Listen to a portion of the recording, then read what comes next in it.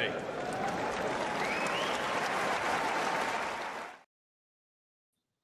Good afternoon, good evening, good morning, whatever time it is in the world, wherever you're tuning in from.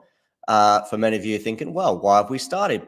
Swiatek and Martic are quite a way away yet, or at least a few more minutes away from even taking to the court, depending on what happens to Novak. Well, there's a lot to talk about, including the potential fall of Jessica Pegula. She is currently at deuce, but 5-1 down in the third set to Jinyun Wong, who is in her 13th Grand Slam, yet to make a third round at Wimbledon, although she has made it twice at the French Open at that round. It's now at deuce on her serve. She goes down the tee, and it's a really good serve and brings up match point, ladies and gentlemen. For those of you just tuning in, please do hit the like button. And if you're new to the channel, hit subscribe. I'm going to share some scores with you on the screen. These are obviously matches that have already completed. We've got a match point here, so it could be done. Is she going to put this away? She is. And she causes, arguably, the upset of the tournament. Pegula, the number 5 seed, Berlin champion, much fancied by some to break her quarterfinal threshold that she's yet to do at Grand Slams. Well, at Wimbledon, she's not gone beyond the second round. What do we think about that? Do let me know in the live chat your thoughts on Pegula's demise, but also the retirement hurt today of Hubie Hurkacz. His Wimbledon dream is over for at least another year. Hey, Jake. I think Jack will be joining in about an hour. For the Iga match. Let's have a quick look to see what's going on with Novak Djokovic. Is he serving for it? I think it was pretty close to that juncture last I checked.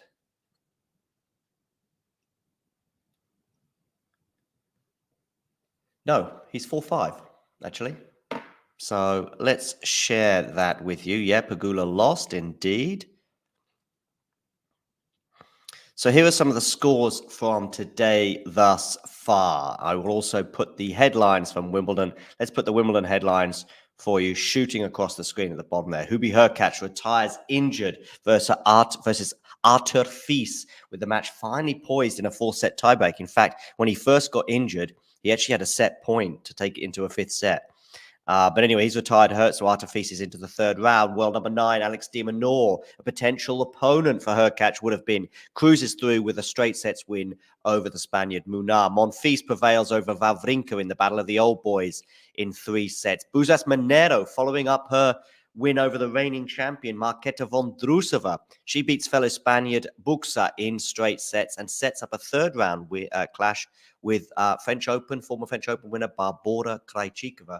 But let's update that with that other one, Pegula. World number 5, Jessica Pegula crashes out to, let's maybe even copy and paste that, actually. That makes it a little bit easier for me. Let me know your thoughts in the live chat on Swiatek. Is she the favorite for Wimbledon right now?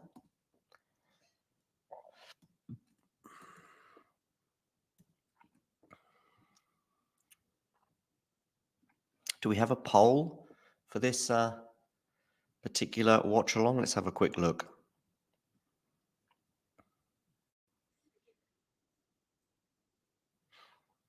No, we don't. So let's is Iga Swiatek the favorite for the Wimbledon title? Yes. No. Is Novak Djokovic the favorite, by the way, on the men's side? Could be going to a tie break here in the third set. I haven't seen much of this match, so if you have seen much of this match, do let me know. I mean, Pegula is another one out of the road now for Swiatek.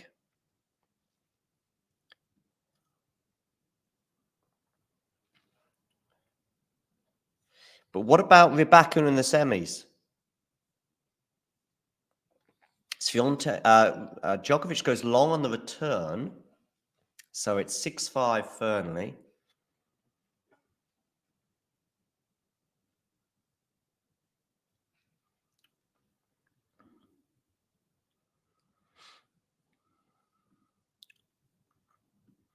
Any other results and headlines? Krejcikova beating volley nets in straight sets. Some doubles action. Casper Ruud finishing off his miserable grass court season with a doubles loss. Kostyuk, that was a crazy match with Saville, right? Putintseva winning in 3 sets over Siniakova. Kazatkina, 6-love over the Brit Miyazaki. But Badosa in straight sets, marching on through to the 3rd round. And Osorio retired hurt against Hadad Meyer.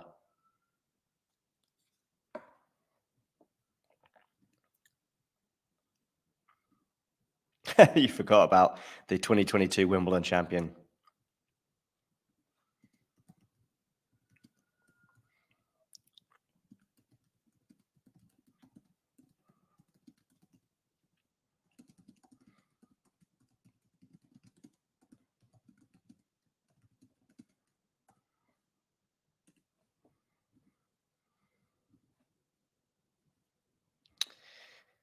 So, there we go. That's keeping up to date. Let's have a quick look at some live scores, including the Djokovic match here. We can see it's 5-6 with Novak serving. The Battle of the Brits with Bolter and Dart locked at 5-all in the 3rd. Try and keep us across, therefore, that match, but also this Djokovic one. Let's see if this goes to a tie-break. Djokovic 15-love up on his serve.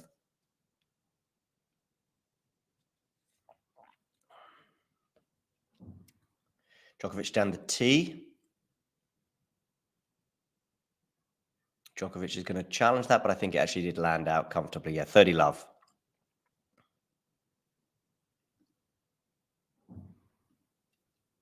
What do we think about that Pegula loss?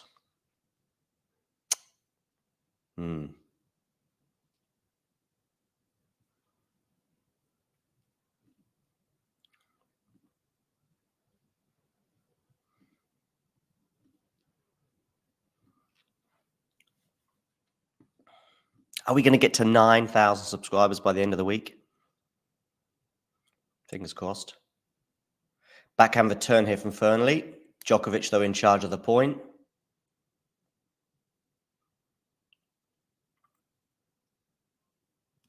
Yeah. Tennis, eh? She wasn't moving great in that 3rd set. And I don't know, maybe there was a physical issue. Maybe did she come back too early from that injury? Well, listen, we'll have to hear about her post-match comments, but maybe the injury was an issue. Or maybe there was something that compromised her movement. Oh, Fernley gets lucky there with a net cord, and he gets to 30-all. So he's actually 2 points away from taking a set off Novak Djokovic right now. So let's keep an eye on this one. Bolter and Dart could not be any tighter at deuce, 5-all in the 3rd. Hi, Ashley. Please, by the way, do hit the like button. And I know I ask you to do this a lot, and you must be thinking, why? It matters. If we hit that like button, if we get to 10, 20 likes, for example, we're more likely to get seen in the algorithm. YouTube pushes up us a little bit more, and that's what we need as we head inexorably towards 9,000 subscribers. You like that? Inexorably. 5th set Shelton Harris as well. I must get over that one as well. There's 3 matches right now that I'm kind of intrigued about. I'm intrigued to see if Fernley's got to win the point here. I think he's won it. He's won it, set point.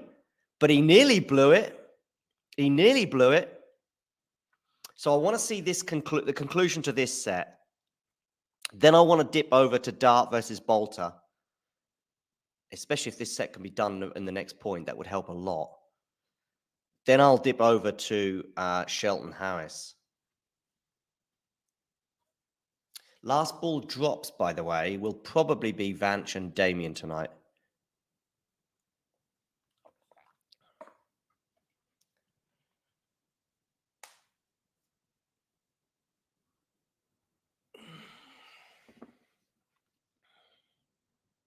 Down the tees, a decent serve from Novak. He's put the forehand wide, and Fernley has won a set over Novak Djokovic.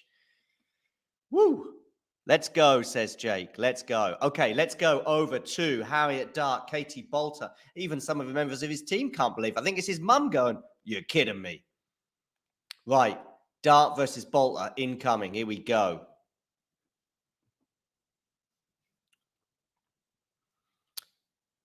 Five, 6, Harriet Dart serving. I have not seen a single ball from this match, but something tells me look out in this service game. There's a boy there thinking perhaps the same.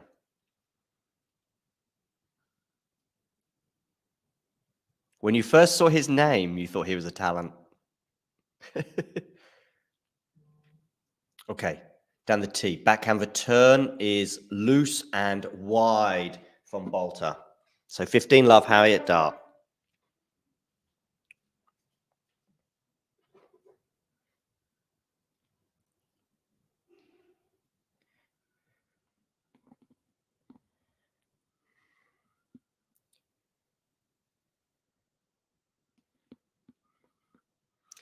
Second serve, is it? Yes.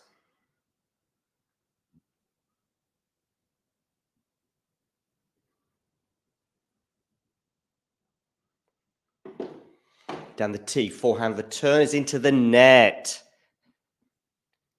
Fifth set tiebreak for Harris and Shelton. Oh, what are you doing to me, people? I want you to keep me up to date with that one in the live chat, people, because I'm going to stick with Boulter and Dart for now. Keep me up to date with Harris Shelton in the chat. 40 love Harriet Dart, as I was predicting doom and gloom for this particular service game. She's got 3 game points to force a deciding set tiebreak.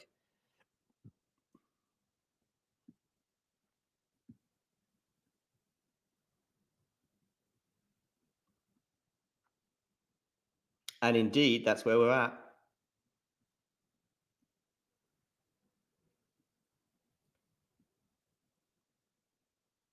Tabillo up a set on Kaboli. And here's that deciding set tiebreak between Harris and Shelton. 1-1.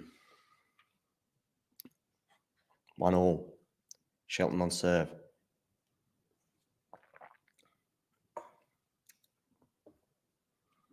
Boulter wins the first point, 1-0 on her serve. Over to you, Harriet. The tiebreak records for this year: Harriet Dart 3-2, Boulter 6-3, both having favourable tiebreak records, but clearly Boulter having the upper hand thus far this year. But does it really matter right now?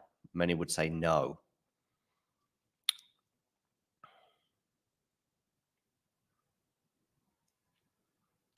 And a good serve there from Dart, so we're at 1-1 in the tiebreak.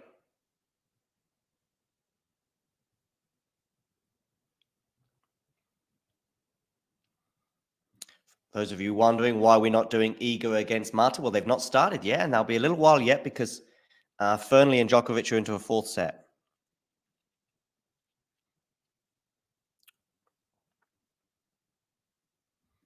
Okay, second serve here for Katie Boulter to look at. Oh, it's a double fault. Boulter there moving, ready for the forehand return, but she didn't need to hit it. 2-1, Boulter. How's my umpire voice sounding?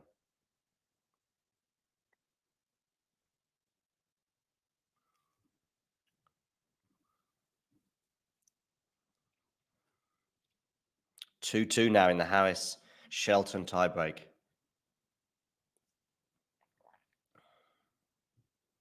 3-3 now. Thriller from Manila, long time. That reminds me, actually. That's Matthew. Okay, so into the rally here. 2-1 Boulter with a mini break advantage. On the Boulter serve. Backhand to backhand right now. Good depth there from Harriet Dart, forcing the error. 2-2 back on serve.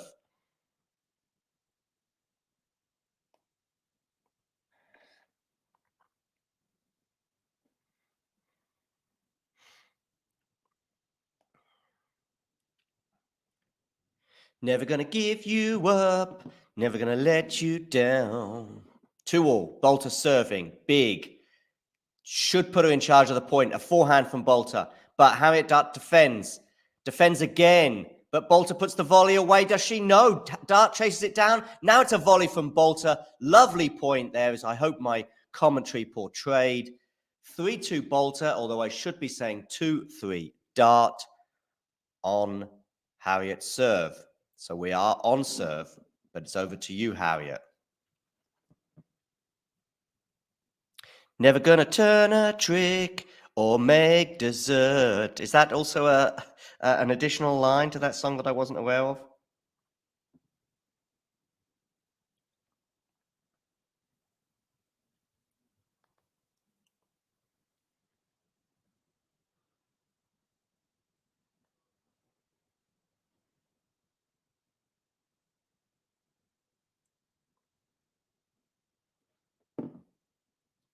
You may have done, but that's okay. That's all part of the lyric game, I think. Okay, keep me up to date anyway. Harris and Shelton. I think last I saw or heard it was 3-all. Good return there from Bolter. She should win the point from here, and she does. So it's 4-2 at the change of ends. 5-4 Harris on serve. Oh boy, these two, by the way, they I guess I should have known fifth set tiebreak.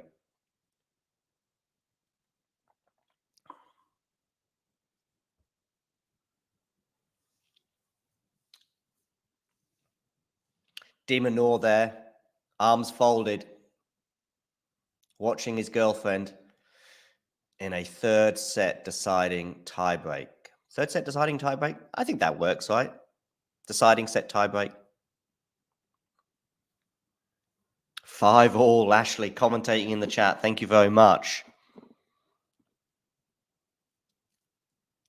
Collins and Galfi underway. They're the plucky Hungarian hoping to pull off the upset, just like Wang did versus Pegula today. Pegula out.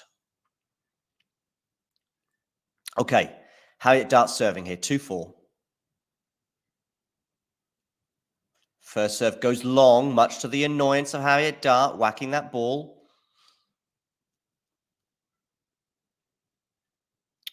Harriet Dart's sister, by the way, works for a Conservative MP. Hopefully that doesn't influence who you want to win. Anyway, I'll answer your question in a second, Thriller. Forehand run around, forehand return. Now on the backhand of Harriet, on the backhand, sorry, of Bolter. Forehand to forehand. Oh, a short ball here for Harriet Dart to pick off.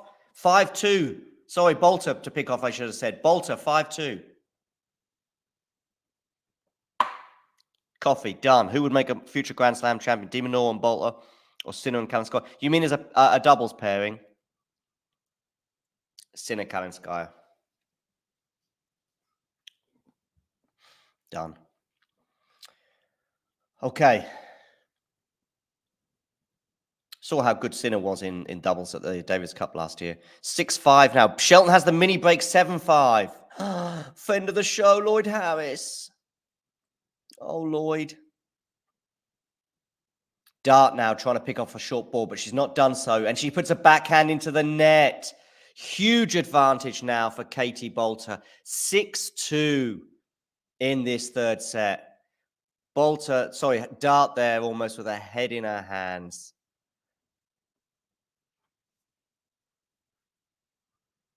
Shelton's going to be knackered if he goes much further, says Sean.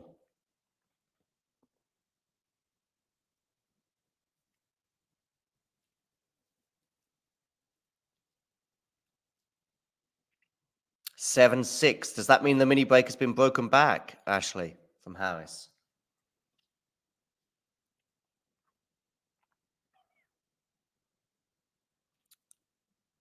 First serve, because it just clipped the net, that one. They say so, Thriller, but I think it's blown out of all proportion. I think there was a little needle in them in one match, but I think they're okay. So we're on serve at the moment, 7-6 between Shelton and Harris in the fifth set tiebreak. Second serve here for Harriet Dart to look at. 2-6 down, but remember this is first to 10, so it's not match points yet. Now 7-all between Harris and Shelton. Keep up at the back. Forehand return is good from Harriet Dart. Forehand again from Dart, but it's on the backhand of Bolter. We're at neutral now in the rally. After that sensational return from Dart, but Bolter dealt with it well. Good depth there from Bolter. Bolter, though, nets on the backhand side. 3-6. Dart gets one of the mini breaks back, but she's really looking like she's struggling a bit here. I don't know if it's physical or if it's mental, or maybe a bit of both. 7-all in the fifth set tiebreak between Harris and Shelton. That is on a knife edge. This slightly less so, but if Harriet Dart holds 2 serves here, that might change. No, Lloyd, says Ashley. What has Lloyd done? Looks like he had an easy shot and he didn't put it away. Friend of the show. Although I like Ben too. Bolter goes long on the backhand side, so we are at now 4-6 Dart.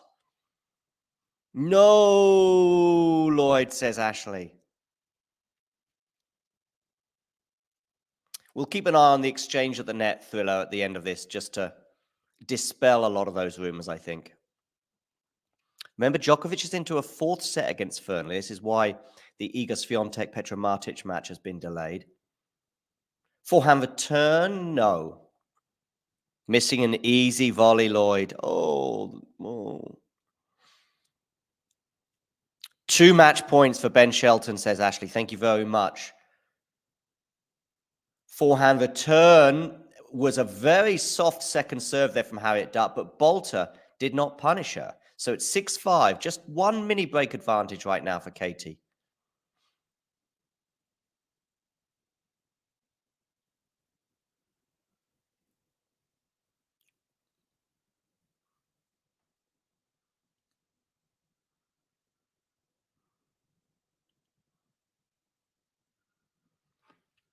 Game, set, match, Shelton, says Ashley.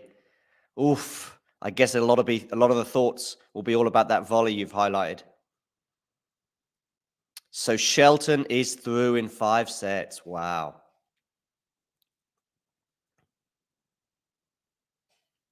Bolter's gone long and wide with that. So we've gone from 6-2 to 6-all at the change of ends. Bolter glares up towards her box where an applauding, or an encouraging, I should probably say, de Minaur gets off his seat, tells his girlfriend basically not to worry. 6-all at the change of ends.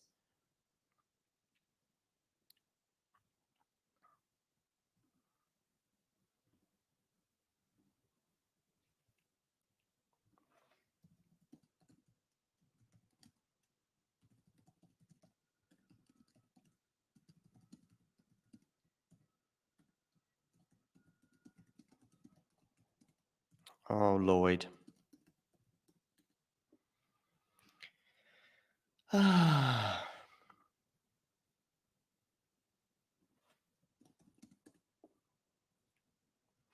So 6-all here. Harris gets that return back in play, but she's going to have to defend a little bit more here. Harriet Dart puts away the forehand drive volley, bringing an end of 4 points in a row for her opponent. But we are on serve at 6-7. Dart serving now. We've just lost a subscriber. Maybe that was a Lloyd Harris fan. Don't know. Maybe it was an enemy of Lloyd Harris's and thinking that, why is Lloyd a friend of the show? Maybe they were just annoyed that Katie Bolter lost 4 points in a row, or maybe their hand slipped on their phone. Who knows? Down the tee anyway. And Bolter puts the forehand return wide, so we're at 7-all.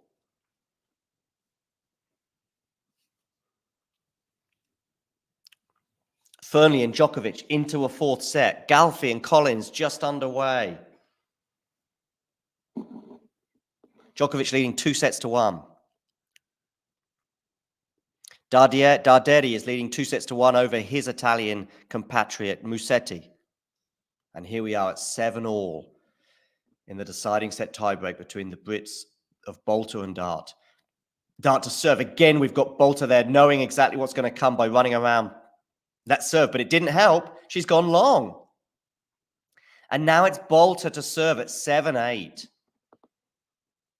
Bolter, the warm favourite, I would suggest, in this clash. Bolter, a sort of potential deep run this year, depending on the draw. But Pegula going out in her half, leaving kind of Ego and Rybakina as the only heavyweights left in this half of the draw. So Bolter, second serve here, 7-8. I still think she's going to prevail, but she's got to hold her nerve. Forehand return. Dart is going to make her play every ball.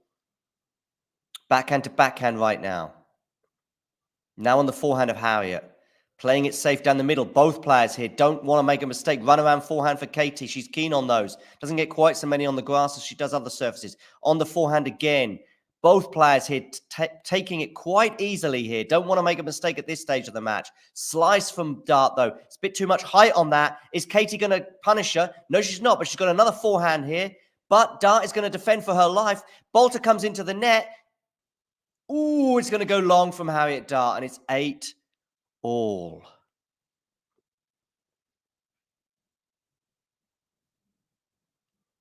Okay. Gulfi has a game point over Daniel Collins at the complete opposite end of the match. 8-all in this deciding set. Who is getting the match point? There will be a player with a match point in just a few seconds from now. But will it be Katie Bolter? She's serving right now at 8-all. Or will it be Harriet Dart? If it's Harriet Dart, that match point will be on her serve. Let's see. Bolter trying to maintain her composure. Remember, she had a 6-2 advantage in this tiebreak. It did slip to 8-7 to her opponent. But let's see how this next point pans out. 8-all. Bolter gets that first serve in, which is crucial. She's on the attack, but she's put that forehand long. That had to be the pressure. She was in charge of that point. She puts that away 9 times out of 10. But this 1 out of 10 occasion was 8-all in a deciding set tiebreak on number 1 court at Wimbledon for a place in the 3rd round. Yes, I nearly did say centre court there. Good point. Bad point, though, from Katie Bolter. 9-8, Harriet Dart. She can see that 3rd round. She can see it. But will it happen? First serve, lands in. Forehand return. Not a lot of penetration on that serve. Bolter, though, mishits and goes long. And it's Harriet Dart who prevails. 6-2 down in the tiebreak. Let's see the exchange at the net. It looks like it's going to be warm. It is. Bolter shakes her head more at probably her own performance in that tiebreak, particularly the last point which she mishit, went long. Really the last 2 points, 2 really quite unfortunate unforced errors from Katie Bolter. Very much in charge of the point. 8-all. She has an easy forehand put away that she puts long, that she would normally put away in her sleep. And then from a neutral position in that final rally, facing match point, she mishit the forehand. And again, she was 6-2 up.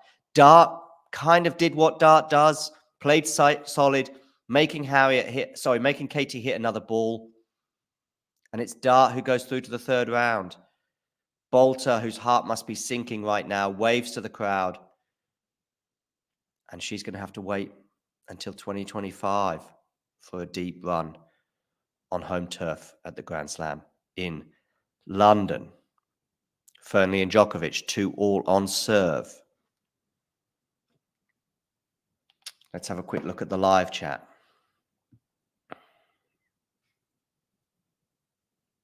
Holy schnizzle, I think Ghosty says.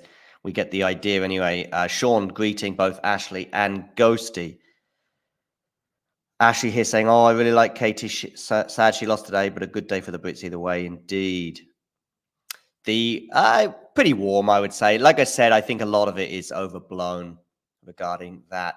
Shapovalov and Altmaier, what's going on there? I'm going to have a quick dip into that match. And am I right? 2 sets all between Shapovalov and Altmaier? Albeit that Shapovalov is still very close to victory because he's a breakup in the 5th.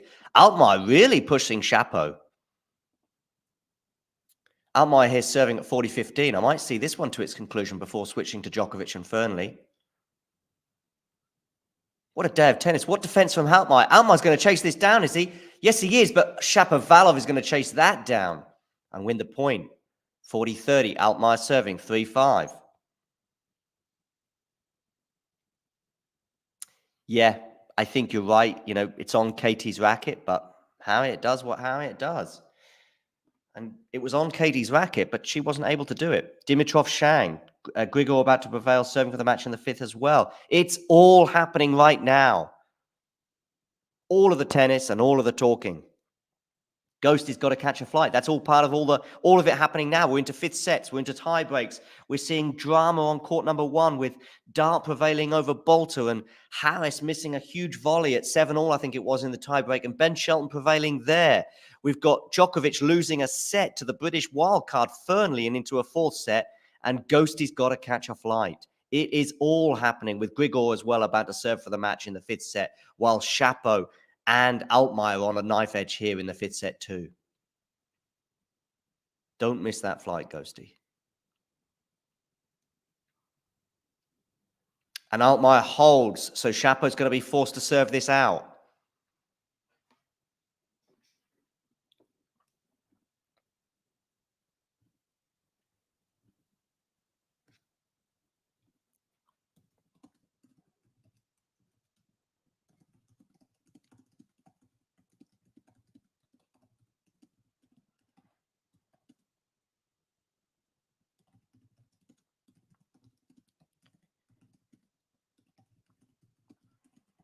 Hi, Jack. Just writing. If you can bring yourself forward, feel free to do so. Harriet Dart wins the Battle of the Brits on number 1 court, comma, Katie Bolter in a deciding set tiebreak. How are we doing, John? I'm all right. I've gone live early just because, you know, I mean, I've advertised this as Iga versus Petra, but my tennis excitement was reaching a pretty big crescendo with 2 deciding set tie breaks happening pretty much alongside each other. Bolter, Dart, and Shelton, Harris. Oh, I didn't see that. Who won the Shelton one? So Shelton won 10-7, but at 7-all, Harris had a comfortable volley that he didn't put away. And it's a pity because I like both players for very different reasons. But yeah, and Dart, I don't know if you saw any of Dart against Bolter. Mm-hmm. Yeah, I just caught the end of that as I was setting up there, actually. Pretty tight. I mean, listen, we have to deliver the message in the most kind way. But Bolter, I want to highlight 3 things. 6-2 up in the tiebreak. You know, Dart is struggling. Was it 6-2 or 6-1? Well, it might have been 6-1. It definitely was 6-2. I thought it might have been 6-1. Whichever way you look at it, it's, you know, comfortable. And Dart was struggling, I think, in many respects. But then when it gets to 8-all, Bolter then very much in charge of the rally, and she puts away that short ball with a forehand 9 times out of 10. But 8-all in a deciding set tiebreak at Wimbledon is obviously a different kind of feeling. And then, of course, she shanks the forehand, or mishits, actually, I should say, the forehand at the end. So, you know, I know, you know, the expression "it's on her racket" or "on his racket" is often used, but I mean that tiebreak summed that expression up perfectly, I would say. Yeah, pretty brutal stuff. But that's, yeah, you know, excitement of a deciding set tiebreak. Yeah. How was your day at Wimbledon a couple of days ago? Yeah, it was great, thank you. I saw Jack Draper against Emer in the 5th set. Draper managed to take it. Yeah, it was pretty dodgy performance, particularly following Novak's performance. However, you know, Jack did well to get through it. Obviously, a bit of first round rust, maybe. I wouldn't say nerves, but certainly just struggling to get his serve going. But he managed it. And I saw Vondrousova going out to, I can't even remember the player's name now. I've got her shooting across the bottom of the screen right now. Yeah, and she's just beaten Buxer as well in straight sets. I did feel that she might well follow that up with a couple of wins as well. Yeah, she's Spanish. Busas Manero. That's it. And she's followed that up with a straight sets win today. By the way, Djokovic has 2 break points to save in the 4th set. Mm-hmm. So it'll be interesting to see what happens there. But I've actually got Altmaier against Shapovalov on my screen right now because Shapo has 2 match points at 40-15. Oh, well done, Chapo. Yeah, but 5 sets. Surprise. I think Chapo won the first set. And I thought, yeah, okay, I think he's going to go on and beat Altmaier on the grass. Because despite Chapo's, we've all known the travails that Chapo and Chapo's done it with a forehand winner, puts his fingers to the lips, and I don't know who he's pointing that at, or it's just an adrenaline moment for him. But he's through. The Canadian flags are waving, and despite I was going to say, despite Chapo's travails in the last few years, he still sort of does okay at Wimbledon. Certainly last year, beating Brody, I think, in the 3rd round, making the 4th round. 2021 was, of course, the semi-final. 2022, I think he did go out early, but yeah. Anyway, going back to your day at Wimbledon, because I've got some thoughts on Imre Draper to share as well. Yeah, the final one I saw was Novak in between against Koprova, which was I loved it. I thought it was a great performance. Yeah, do you know how it is? You watch it on the telly and it's like a pretty boring standards Novak or Iga destruction, whatever it might be. But you actually watch it live and it's just it's next level. You just appreciate it so much more. So I really enjoyed it. It was great stuff.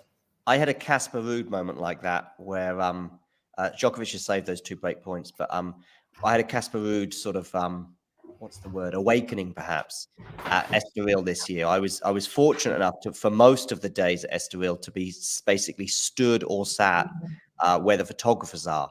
So I could basically tap him on the shoulder as he came to collect his towel, and I got to see him that close. And of all the players playing at Estoril, he took my breath away. I mean, the others do too. The movement, the serve, the speed, how they can hit the ball so hard and keep the ball in court. We all know, what it's like when we see him up close. But there was something Casper Ruud, which was not next level on this surface. We know, of course, it's a little bit different on the green stuff in London. But anyway, he's lost in his doubles match today as well. So his grass court season is well and truly done. But at least he's got some good news in that we've got the Olympics on clay. Any more thoughts to share on your day at Wimbledon? And then I'll wind back to Draper against Imre. No, we didn't see much more. It was quite a lazy day at Wimbledon, John. Just kind of traipsing in and out of centre court. A couple of pins, a few pins and lemonades. No red wine this year. You got to be a bit more professional. You're not with me this year. I mean, I was technically working, to be fair. So exactly, that's what I mean. Yeah. So but it was great fun. It was really, really good fun. By the way, I'm just looking at Novak's match at the corner of my eye. That was some break point he just said. I don't know if you just saw that, but that was. No, I'm now going to switch back to it. That was fantastic. It's quite ironic today. I'm in for the Iga Martic match when we've got, I believe, 5 different Scots playing on the same day. Okay. I can name obviously the Murray brothers, Fernley. On men's and women's side? On men's and women's side, yeah. Okay. Who's Scottish on the women's side? I don't know. You're gonna have to tell me who the other 2 are. We talked about, of course, we're looking at doubles as well, I guess, and I'm probably we're looking at doubles as well, yeah. I mean, obviously, I've got the Murray brothers and Fernley. Who else is on? Well, we've got Cam as well. Is he playing today? No, he is playing today. Cam Noyce, is he Scottish? Officially. Okay. However. Yeah, I know. Yeah. Was he born in New Zealand? He certainly got a Kiwi accent. Spent a lot of time in the US. Yeah, his dad is Scottish, and actually, he is officially Scottish. So I suppose it does count. Fine. And Niall Lumsden as well, playing the doubles. Okay. Yeah, I wouldn't have got that one. Yeah, so an epic job. Yeah. So Draper Imre. Imre is someone I quite like. He's quite prickly, and I think not everybody's cup of tea, particularly off the court, actually. It's funny. Normally we talk about people being prickly on the court, and then we go off the court. They're a lovely person, And, is that definitely the same? Is it the same Imre? Because I'm pretty sure Mikhail is the pricklier one. Is he not? Well, listen. First of all, I've only met one. Secondly, and it's Elias. Secondly, it was somebody else within the talk and tennis community, I think, and maybe it was even a third person was saying, yeah, he sort of divides opinion. I mean, I think they maybe both do, But Elias is he's a character, let's say, and you never know quite what you're going to get, let's say. So it is Elias I'm referring to in this particular conversation. But anyway, I do like his game in a lot of ways, but I didn't know it was going to be that good on grass. And he bigged up his chances at the French Open as actually he can, because he's one of those sort of players that will talk up their chances, and then didn't deliver at Roland Garros. I think he went out in qualies there.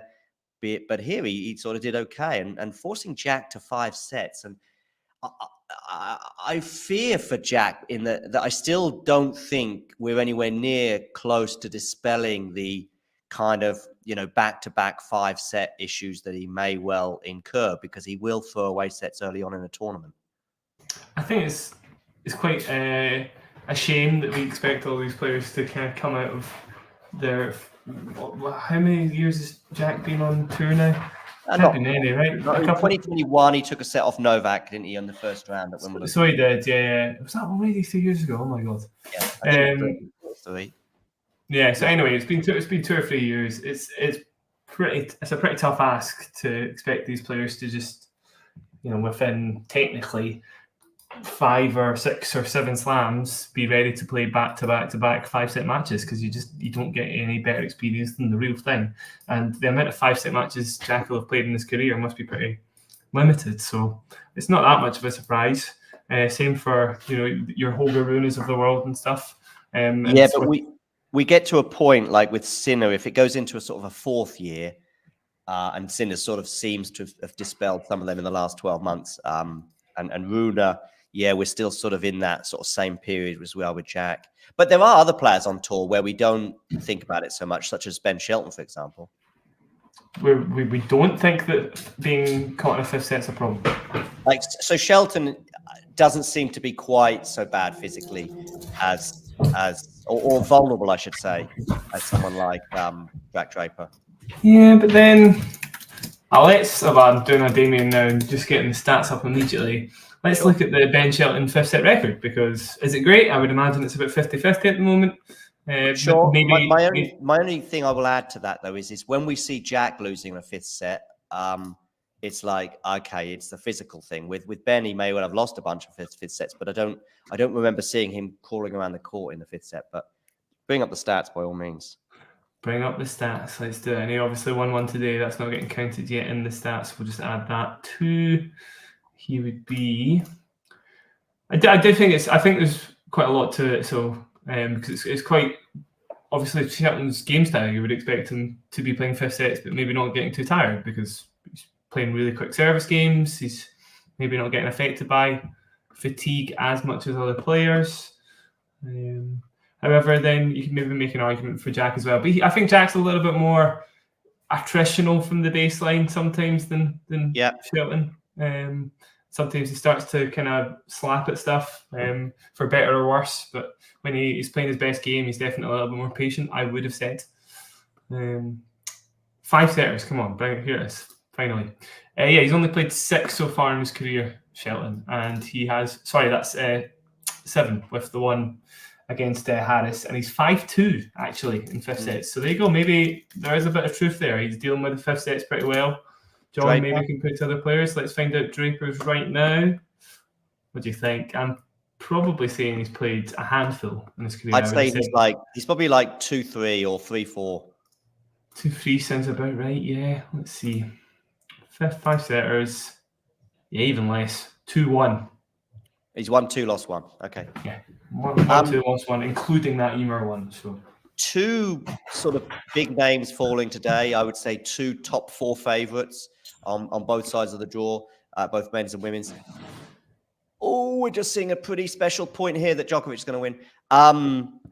Hurkacz retiring hurt, but he was in a bit of trouble anyway. I mean, he was 2 sets to 1 down. And Pegula going out. I don't know if you've got any thoughts on either of those 2 departures from the tournament. I'm just checking it out. So Pegula losing to what Wong is? That's the new Wong. I'll share a couple of thoughts on Pegula, and then you can sort of have a look at some stuff. I remember. I was going to say I remember watching. Well, you go first, John. Sorry, you go first. Yeah, so no worries. 3rd set. did seem a bit weird. It seemed like a bit slow paced from both players. So I don't know. I would love to hear what Jessica has to say post match. Was there anything troubling in the third set? Of course, she did come back from injury. She said that she was touch and go for the French Open, but she decided to err on the side of caution, give herself a couple more weeks, and then go for the grass. She won Berlin, but that doesn't really mean a lot historically, as we've seen. But she did look like, whether she was struggling with the previous injury or whether she was just under the weather or whether there was something else, I thought that she would carry the momentum from the second set tiebreak into the third set. But before I knew it, she was 4-love down, and that was far too much for her to come back from. Yeah, it's a shame because Pegula really could be amazing on grass. It's the first time, Jack, it's the first time I've actually gone into a slam and gone, you know what? I'm here for Pegula. I think she may well get to the semis and she may well go beyond. And I have probably never said that before. Yeah, always quarters, right? Pretty much guaranteed. Yeah, quarters was with Rybakina if Rybakina gets that far. And that, depending on how the two players were going into that match, that could well be as close as a 50-50. But yeah, and I just thought, I think she's getting a bit better on the grass. I was a little deceived by Berlin, but I do take Berlin with a pinch of salt for a variety of reasons. But yeah, go on. No, I was just going to say, obviously, her game style, it's a shame because, the way she hits the ball, super flat, can't take the ball early and kind of punish second serves, etc. Maybe actually saying that it's a little bit harder in grass to get your strike zone right and stuff. But we all know how good a player is. We all know how much power she can have, flattening out the ball, which should be good for this kind of surface. And probably, this could be one of her best chances of the year. So to see her go out is a bit of a shame. Is all I was going to say, basically. Because there's players she could beat that she maybe wouldn't beat on other surfaces. Right. Iga, for example, on grass. That's definitely upset ability there. Definitely, yeah. Anyway, saying that, now obviously thinking about it, there's other players that really have a much better chance than Pegula. So, whatever, I guess. She was never really going to win it, right, John? But still a shame. I mean, listen, there was three heavyweights. There's three heavyweights in the women's draw, probably four, maybe with Coco, but three of them all on one side. But you never know. Iga could go out at some point. Rybakina, we know how fragile she can be. So I don't know. I thought there could well have been a really good Wimbledon for her there. Mikhail Yuma, which is the question in the chat, he did retire, but I think he said he's coming back. So he did say he was coming back. Yeah, if you want to get the tweet up, it's quite funny. And that's kind of what you're talking about. The two of them don't really. They speak their minds, and then it kind of results in some pretty funny exchanges online. So. Yeah. Mikhail Yuma, I remember doing some stuff online. I'm just going to find that tweet now. Yeah, work getting up. He does, sure. He's not a prolific tweeter, but when he does, I'm going to find that. That was the tweet. Retirement was boring. See you in 8 months. Yes. See you in 8. Oh, because that's right. So he's still got a ban, right? Yes, he does. Yeah. So he'll be back after 2024, basically. Yeah. So probably end of the year, beginning of next year. Yeah. There we go. So good.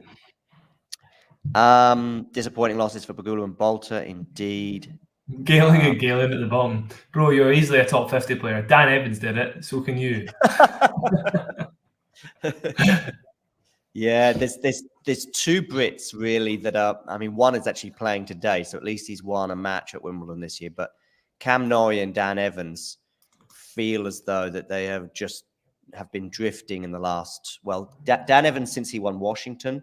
Cam Norrie feels longer than that. I mean, he had a decent run in Australia, losing a fifth set tiebreak to Zverev.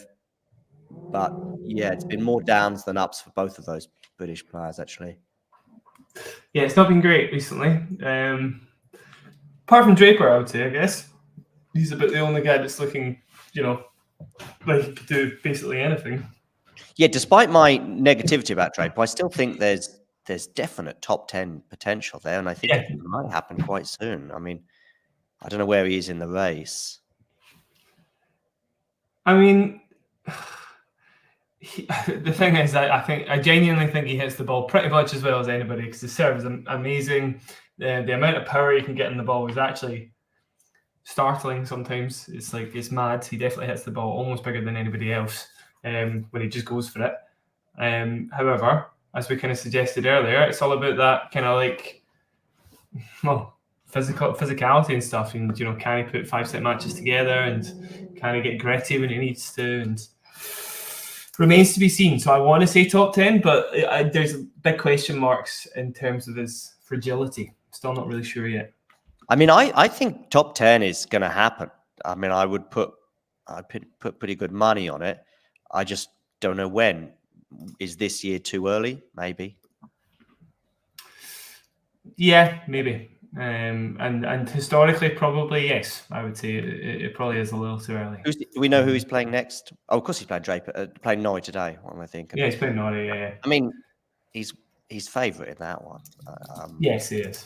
I'd say so. And particularly as quite a lot of Norrie's success stems from pretty awkward lefty play, which will be pretty much neutralised against Draper's fellow leftiness, I guess. Two lefties, yeah. Two lefties. I mean, Norrie, is it too kind of predictable to say Norrie just wants to sort of make it long and arduous and hope to outlast Jack? No, I think that's definitely what he wants to do, but it's unlikely to be successful. Again, you know, aforementioned serve and power that Draper brings to the court. I don't think he'll have many problems keeping rallies short where he needs to. So yeah, that might be Norrie's tactic, but I still think you're leaning towards Draper by quite a fair margin, maybe 65-35 or something like that. Yeah, that sounds about right. Yeah. And the reason why I'm asking about, you know, the likelihood of his winning, or positing the likelihood of him winning, is because you know, suddenly he's in third round. I don't know who'd be potentially playing there, but then the second week is not far away, and there's a lot of points there he'll be gaining. I don't know where he is in the race. I even sort of just tongue-in-cheek said to Damien in November of last year, just looking ahead to the ATP finals of this year, you know, who could fall out of the race, sort of thing. I think Rublev, we sort of said, was the most vulnerable of the 8 players that were there in Turin last year, of not making it again. And then it was like, okay, let's just go for a wild card, a crazy sort of thing. And I threw out Jack Draper alternate for Turin 2024, and he was like, yeah, could happen. And I think it's just for me it's about his health as much as anything else. Yeah, it is. And again, having the right team around him and stuff, just to make sure he can get through everything and keep himself fit. There has been a lot of well, I used to joke about it, I still kind of joke about it, it's like the British players are all made of glass, so we kind of need to dispel that myth and just give ourselves a bit of a fighting chance, I think, in some of these events. It's been a bit farcical at times, for sure. Yes. By the way, go on. Djokovic 5-4 down in the third set. 30-all, to be fair, he's just played a great serve down the tee to get to 40-30, so it's looking like this threat is going to be dispelled after all. It is. In fact, he was 15-30, by the way. Yeah, saw that. And a good serve as well to boot on that point. Any other sort of Wimbledon thoughts, either from your day there or anything else that's happened in the last 3 or 4 days? I also had the pleasure of going to, this isn't really, it's just by the by, but had a brunch at Tennis Scotland's Wimbledon house just down the road, which was really nice. I didn't actually go to Wimbledon that day, but got the opportunity just to like eat really, really nice food with a bunch of Tennis Scotland greats. So it was good fun. Tennis Scotland greats? Can you say who? Oh no, literally the organisation Tennis Scotland, not like Andy Murray, etc. So nobody, nobody will know. Jake Fernley. Yes, he wasn't there. Funnily enough, he had a bigger fish to fry, I think. So I saw Kyrgios at a publicity thing on Saturday with Naomi Osaka. I don't remember who it was, but anyway, he also then announced, "I'll see you in the Dog and Fox later." So I know he's sort of, you know, cleaned up certain things, but he's obviously still keen to head to the Dog and Fox from time to time. That's his watering hole, right? He's pretty much here. Yeah. I think we were in that pub last year. We were. It was good fun. It was a good atmosphere, actually. I really enjoyed it. Yeah, I had a good 2 or 3 days at Wimbledon last year. Yeah. This match, I've got to say, is pretty fascinating. If Jake Burnley does manage to get to a fifth set, I mean, that's when I think it's edgy. I still don't feel the, if he'd broken, he had 15-40 a couple of games ago on the Djokovic serve, and he also had 15-30 as Djokovic was serving to stay in the set. That if we go to a fifth, then I'm pumped. I'm still not feeling it just yet. Do you want to take a guess at Djokovic's fifth set record at Wimbledon? Well, I did have that in mind when I said I'll get pumped. I'd be pumped until Novak broke. Fifth set record at Wimbledon. I'm going to say, just trying to think of a loss. Something like 10-1. Pretty close. Go on. 10-2. 10-2. So who are the two losses? So there's one obvious one last year. Oh, last year, of course, Carlos. Yeah. Yeah, Carlos managed to beat him in a fifth set. And then the first one is back in 2006 against Ancic. Quite a while ago now. Yeah, so it doesn't, not really the same. Probably had, before that Carlos one, he probably had about 10 in a row, did he? He had 9 in a row, yeah. So yeah, there was Garcia Lopez before Ancic as well, from 2 sets to love down. But yeah, it was 9 in a row really puts it into context. And Fernley is now 30-40. Yep. Making moves. He's played pretty well. It's always funny, isn't it? I always feel as though Novak has more problems with the players he does. Well, I mean, it's not funny, when I put it this way. It's the players he doesn't know as much about that he has more problems with than your, top 10 mainstays like Steph and Rublev. You feel much more. I felt much more optimistic about Fernley's chances than I would have about Steph's or Rublev's or anything like that. Double fault from Fernley, and so Djokovic is going to serve for the match. Yeah, no, I know what you mean, but in a way that kind of makes sense, better. That totally makes sense, or whatever. Somebody random that Djokovic is expected to beat, but more importantly than that expectation, it's just somebody in top 20, unless it's Yannick or Carlos, pretty much anyone else, especially on centre court, Novak is a heavy favorite. You put him up against somebody, not even that we don't know about, but just a Zheng or a Stricker, somebody like Harris, or a Stricker, or Artifice. Probably I would throw Hurkacz as another one alongside Sinner and Carlos, obviously to a very different degree, but everyone else, he's it's very difficult to see how someone's going to win 3 sets against him. And yet, if it's a complete randomer, yeah, absolutely. And I'm now intrigued. Can't remember who Novak would be playing in the next round, unless you've got it off the top of your head. No, I know that Rune is a potential 4th round. It's Echeverry or Poprin, and I believe they've gone to a 5th set, so Poprin looks as though he's going to win. Yeah, Poprin would be the more intriguing one for me. Oh, for sure. Yeah. And I would give Poprin a better chance of beating Novak than Steph, Rublev. I know he's out of the tournament now, but these sort of top 10 players, Casper. Who else in the top 10 would I just give very little chance for? Medvedev probably on centre court. So, yeah. Yeah, if it was on court 1, I guess it would be a different story, right? I don't know if you saw that. I don't know. Go on, what's the court 1 stuff? Just a classic Medvedev and his post-match interview. Yeah. Just talking about how he hasn't been beaten on court 1, and sod's law, you then got put on centre court for the next match. Mm-hmm. And actually had a pretty sticky affair there against Alexandra Muller, who's not the most accomplished grass courter in the world. So maybe there is some truth to that, and actually struggles a wee bit more on centre court. He did say the run back or something was a bit shorter, right? I think obviously you couldn't see him in the camera, I believe. Yeah. When he was going to return serve. So I think there is a bit of truth to that, definitely. 30 love Djokovic here, so he's 2 points away from sitting a spot in the 3rd round for a match with either Poprin or Echeverry, who are into a 5th set. I think it was a second serve ace that I just saw as well. I think I might be a little bit ahead of you, Jack. I don't want to spoil things too much. Yeah, I'm watching second serve, 15 love at the moment. Okay, I'm yeah. guessing it's down the tee. Yes, of course it is. That's the ace that I just told you about, yeah. Yeah. Medvedev, yeah.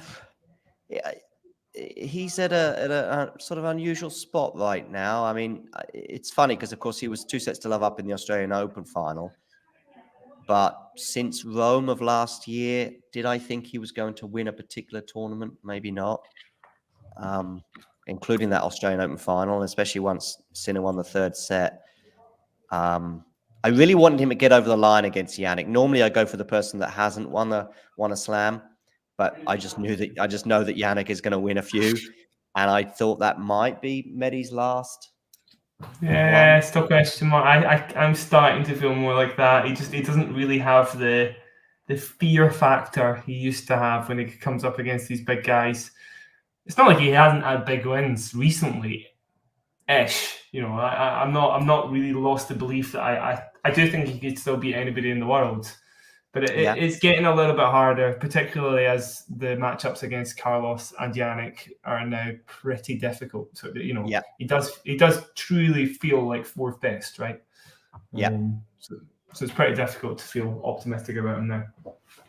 You're about to watch match point, I think, for Novak. Yeah, still getting the second serve at the moment. Yeah, it's just out. So yeah, 40-15, 2 match points. Yeah, he was clinical against Koprov the other day. Absolutely clinical. It was great to watch.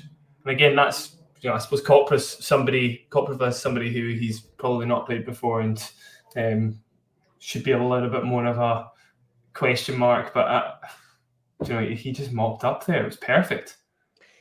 Yeah, I just think that the Popyrin match, if it does happen, which is still obviously very much a 50-50, that would have been better for Alexei if it was the first round rather than the third. Yeah. Just catch him a little bit more by surprise and a little bit less familiar with where he was at, especially with the knee situation. I think Popyrin will be pretty happy to be playing him in the third rather than the first, to be fair. Really? You think Popyrin would rather... I mean, yeah, you go 2 rounds further. Yeah. Pretty sure he's content with that. Yeah. But I as a percentage chance of winning it, there's not much in it, but a couple of percent, maybe more if you catch him in the first round. Yeah, it can make all the difference, to be fair. Great. So yeah, I can tell you a wee bit about Fernley. Obviously, I'm sure Damien's probably been on here spouting this and that about him, but I can tell you he's from the west of Scotland, so he's literally grew up very near me. Used to play just up the road at the club I play at, actually, and he was very much one of those juniors who was he was very good, but nothing that looked particularly special. Played a lot of like high level club doubles and stuff like that, and he was obviously still a really, really good player, and I'm sure people have talked about this all the time, but it's not going to come as much surprise to many of you, but college tennis, and all of a sudden it's like, just a few years of college tennis and playing that competitively, and he really looked like a player who could compete with anybody, basically. And obviously he won that challenger title, and yes, it kind of came out of nowhere, but there was certainly an upping of his level. Which challenger did he win? I can't remember. I could ask Court 1-0 in the UK. Okay. But Nottingham, maybe. Nottingham, I think. Yeah, it was a pretty big one. So yeah, it's kind of come out of nowhere, and at the same time, the fact he made himself such a competitive player in college tennis, he managed to make something happen. I was very, very happy for him. It was cool. There's 2 questions for you, Jack. One is, do you know Fernley personally? Is from Jake is asking. No, I know his doubles partner personally, but I don't know him personally. Okay. And the other one is from Philip from Manila. Jack, I think I know the answer to this one. Jack, do you hit with a one-handed backhand? And I think the answer is no. The answer is no. Yeah. Do you know who's one- and two-handed from the talking tennis community? Damien is one. Yes, he is. Yeah. Yeah, I know, because he's a massive Roger fan. I think you're 2. Yeah.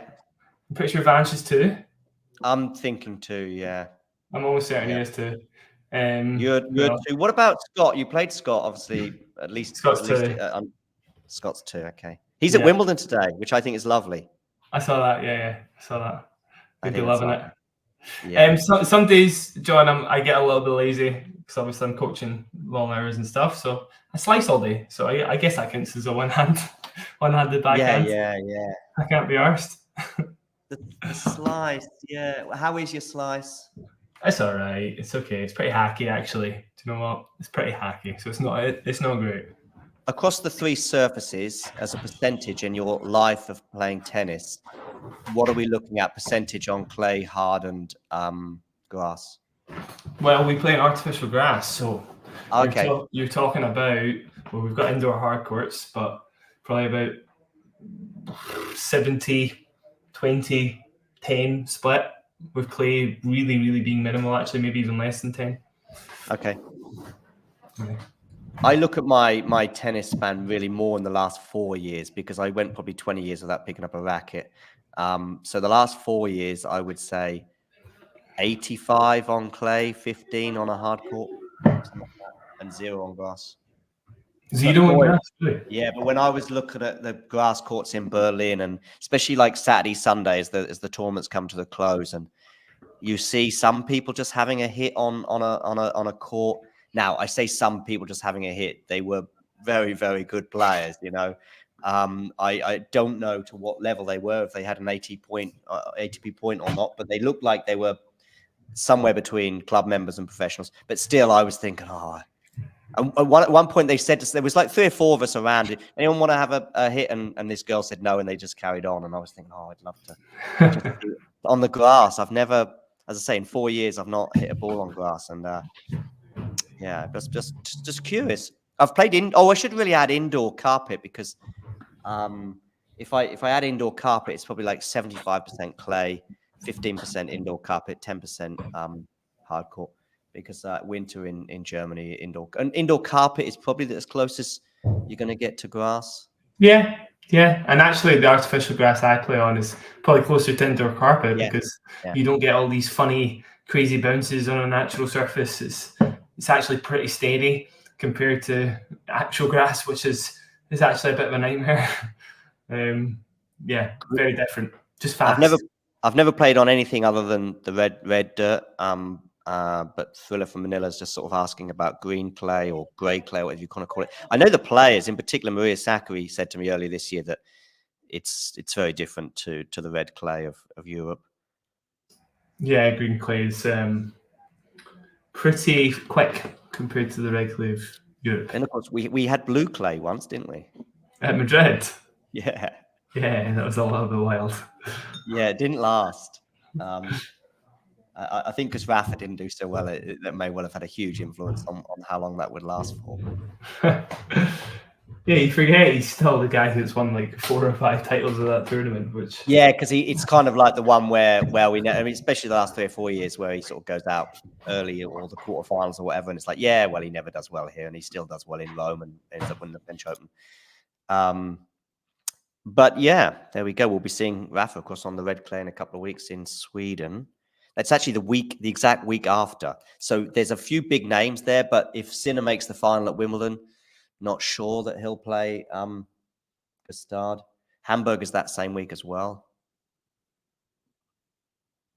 That'll be very exciting to see. I mean, has Rafa ever played the little clay section between the end of the summer? He has, yeah. Because although I'm thinking about some of his Hamburg performances, they might have been pre-French Open, but when he beat Federer in, or did he lose to Federer in 5 sets at Hamburg?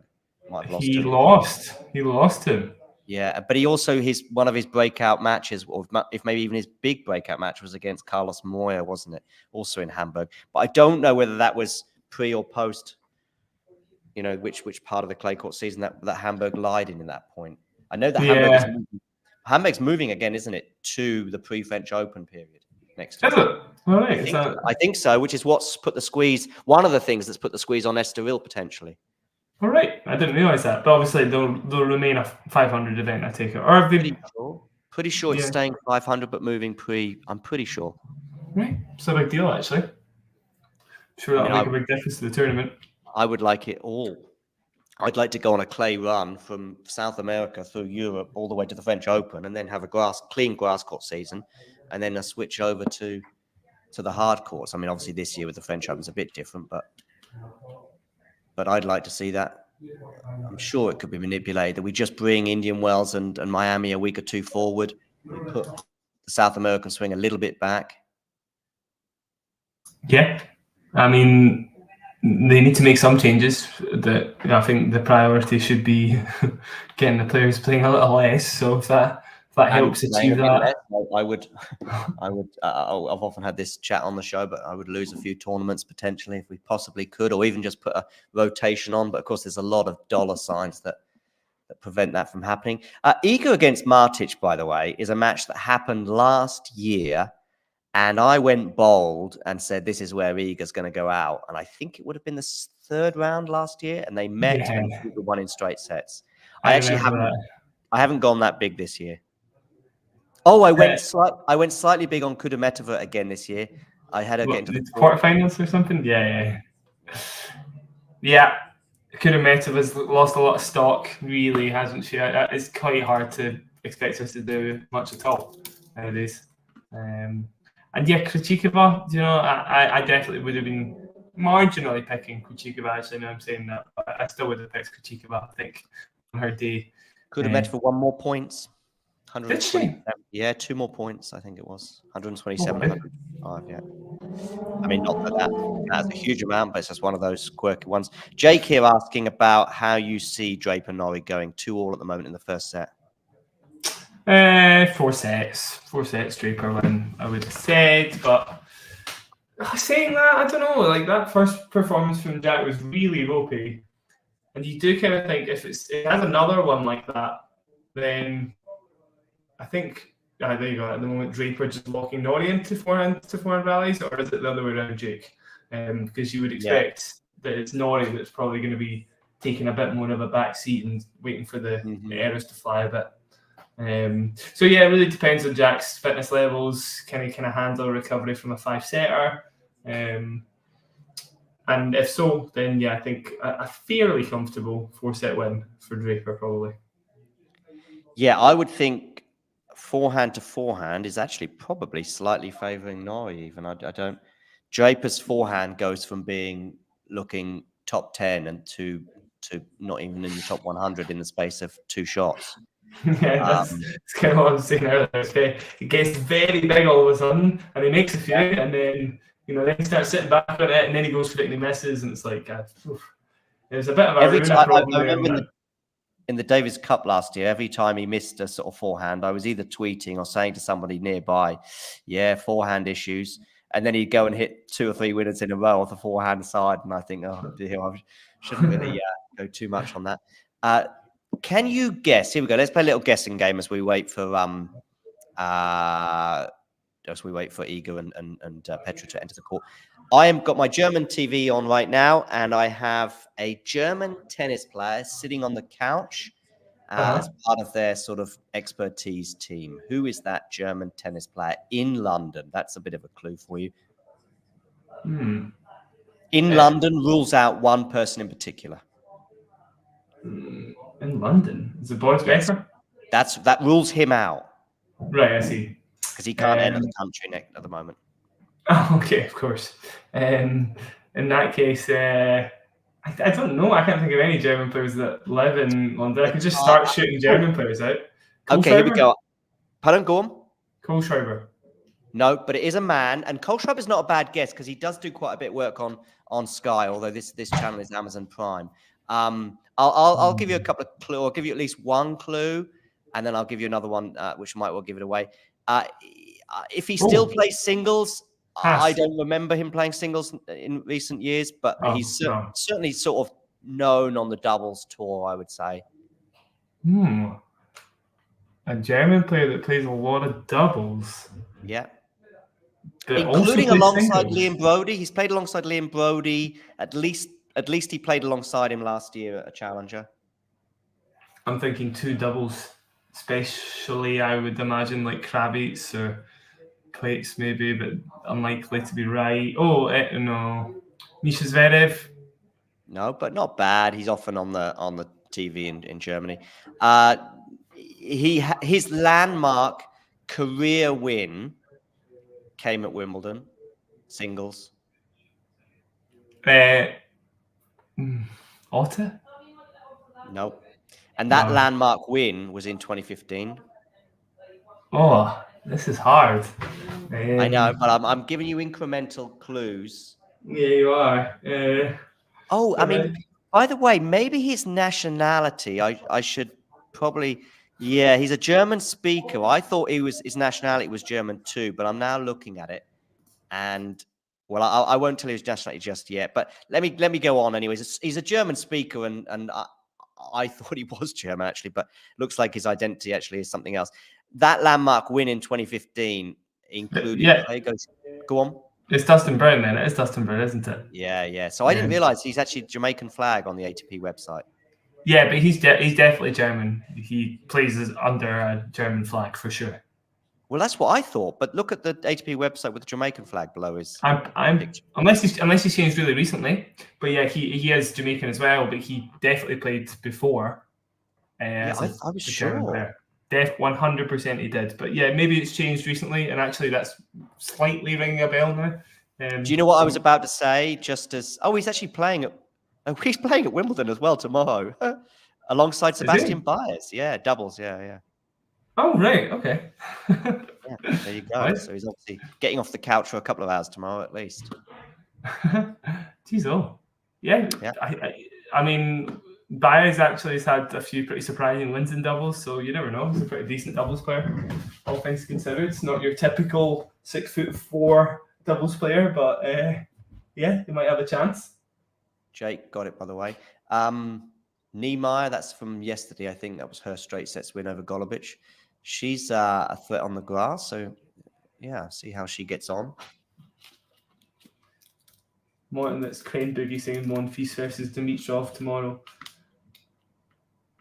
Crane is a big Monfils fan. Really? Okay. That's a big deal for Monfils to get through those first 2 matches unscathed. Mannarino, obviously no slouch on the grass court. Mannarino's the one. Yeah. Mannarino's the one. I expected him to beat Wawrinka. Yeah, he should have beat Stan for sure. But yeah, still a good win, I would say. And Mannarino for sure, that's a massive win. So yeah, pretty exciting. Dimitrov versus Monfils. I probably would call that the pick of the day. That'll be amazing. Say again, sorry? Well, maybe. I'll need to see the rest of the lineup, but I'm tempted to call Dimitrov Monfils the pick of the day. Okay. Dimitrov beating Shang as well from 2 sets down. Shang maybe not quite at the kind of fitness level he'd like to be. Obviously going to be within the top 50, probably within the next year or so, but not quite there yet.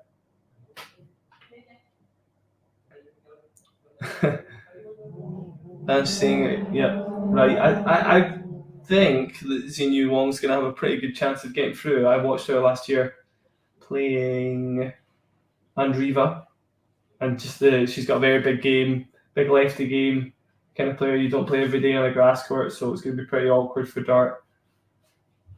But who knows? It's actually a very good chance for Dart. So. Is Iga the favourite for the title right now on the women's side? Good question. Let's have a little look.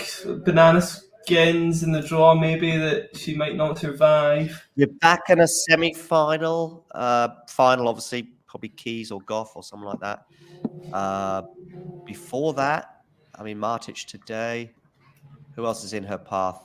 Ostapenko 4th round, if Ostapenko can get that far, of course. Nah, brutal. Ostapenko 4th round. Not survivable, I'm afraid.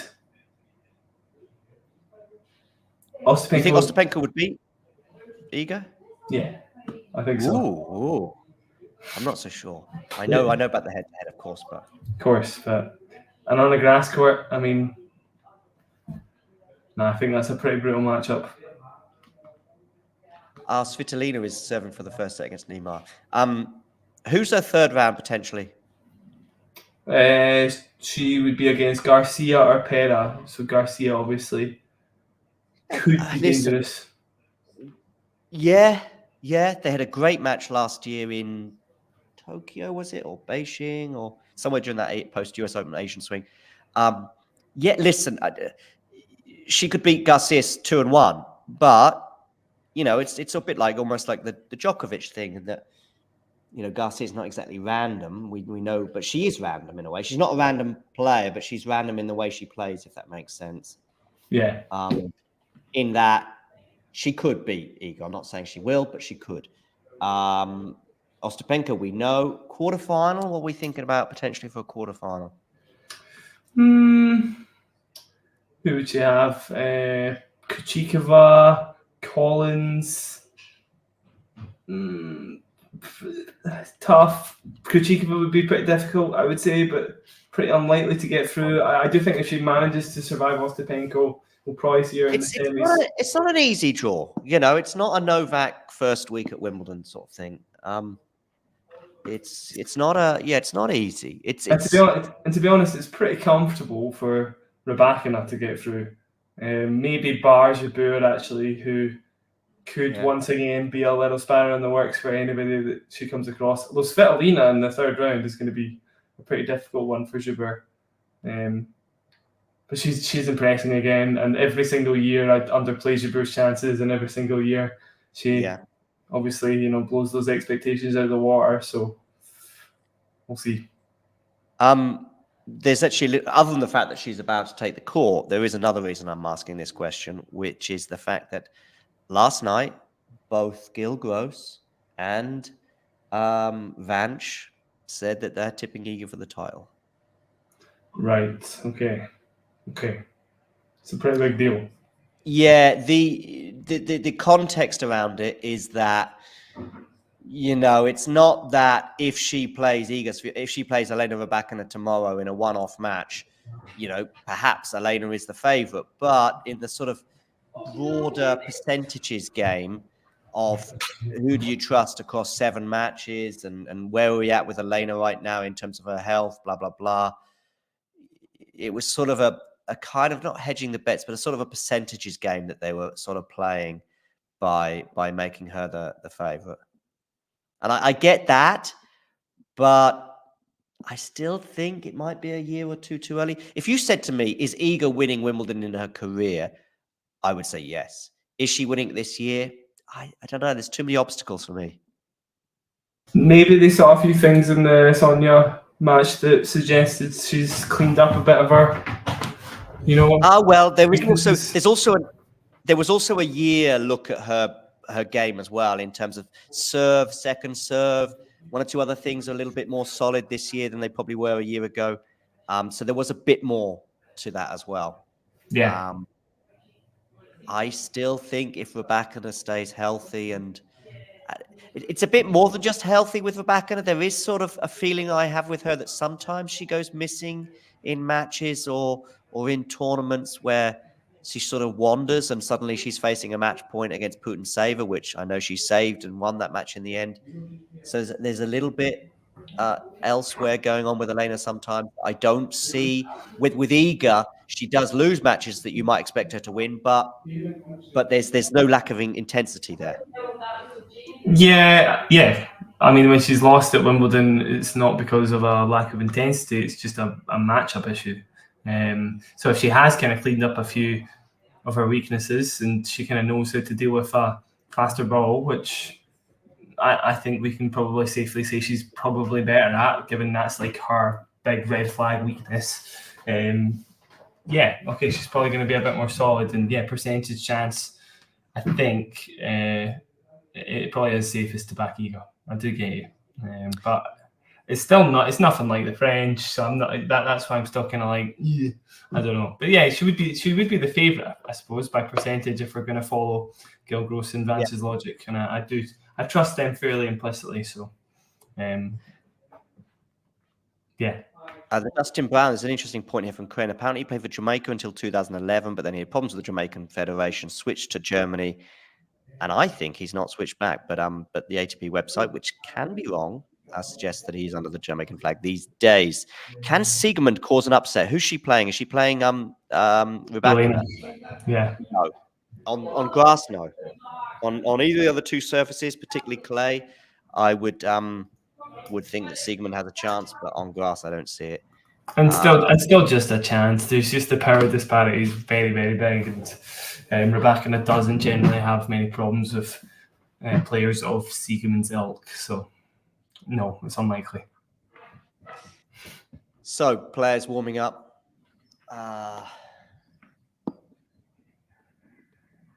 Yeah. Martic. What would be the game plan for Martic to upset Iga today? Well, I think we both gave Martic a chance last year, actually, because I remember feeling a little bit optimistic about it, actually. Didn't think that Martic was without a chance, but I'm not sure. I don't think her game's big enough, to be honest. I think I remember being quite overwhelmed by a few of her matches against lesser opponents and thinking, oh my God, Martic can hit the ball. This is mental. But I think with the Iga ball coming in, it's just not possible. It's just a little too heavy for her to pull off the same game. Maybe plays against flatter players quite a lot of the time and is used to kind of dictating off of a flatter ball. So I'm tempted to say that this one is not possible. Yeah. Kren here suggesting that Martic needs to end the points quickly, keep the ball to Iga's back and low. No, I don't like that. Keep it just doesn't work. Iga doesn't actually hit her backhand that flat. Her backhand's amazing. It doesn't matter what you do with it. You can't really mess with the contact point unless you get it up high. Maybe she should moonball, Crane. I don't know. The Martic thing from last year, by the way, I was partly influenced on a match that occurred even a year before that, was when Martic beat Pegula in a slight surprise on the Saturday at Wimbledon in 2022. And I thought, yeah, she's got the game for grass and could upset Iga. The head-to-head, by the way, is 3-0, I think, but in Iga's favour, all of which have been straight sets. Yeah. That's pretty telling there, I guess. Yeah. And I think if I remember last year, it was like, was it a total destruction? Was it 3-1? Something like straight sets. I'd have to check. It was just flashing up on my screen just now on TV, but Swiatek Martic head to head. A lot of 5-setters this year, right? Yeah. I don't know. You get quite a few sometimes. It depends on. Maybe there's just not been that many recently. I don't know, but the Harris Mickelson match point has been understandably spoken about quite a bit. I haven't seen that. Oh, it was great on Monday or Tuesday. So it would have been the first round. It was great. I think it was 11-9 in the fifth set tiebreak. So Harris has had 2 fifth set tiebreaks, 1v1, 1v. By the way, the WTA website, which is doing WTA things, is telling me that Iga and Petra have never played each other. So there we go. We were all wrong. We dreamt that they played each other in Wimbledon last year. And yeah. Right, I'm watching this.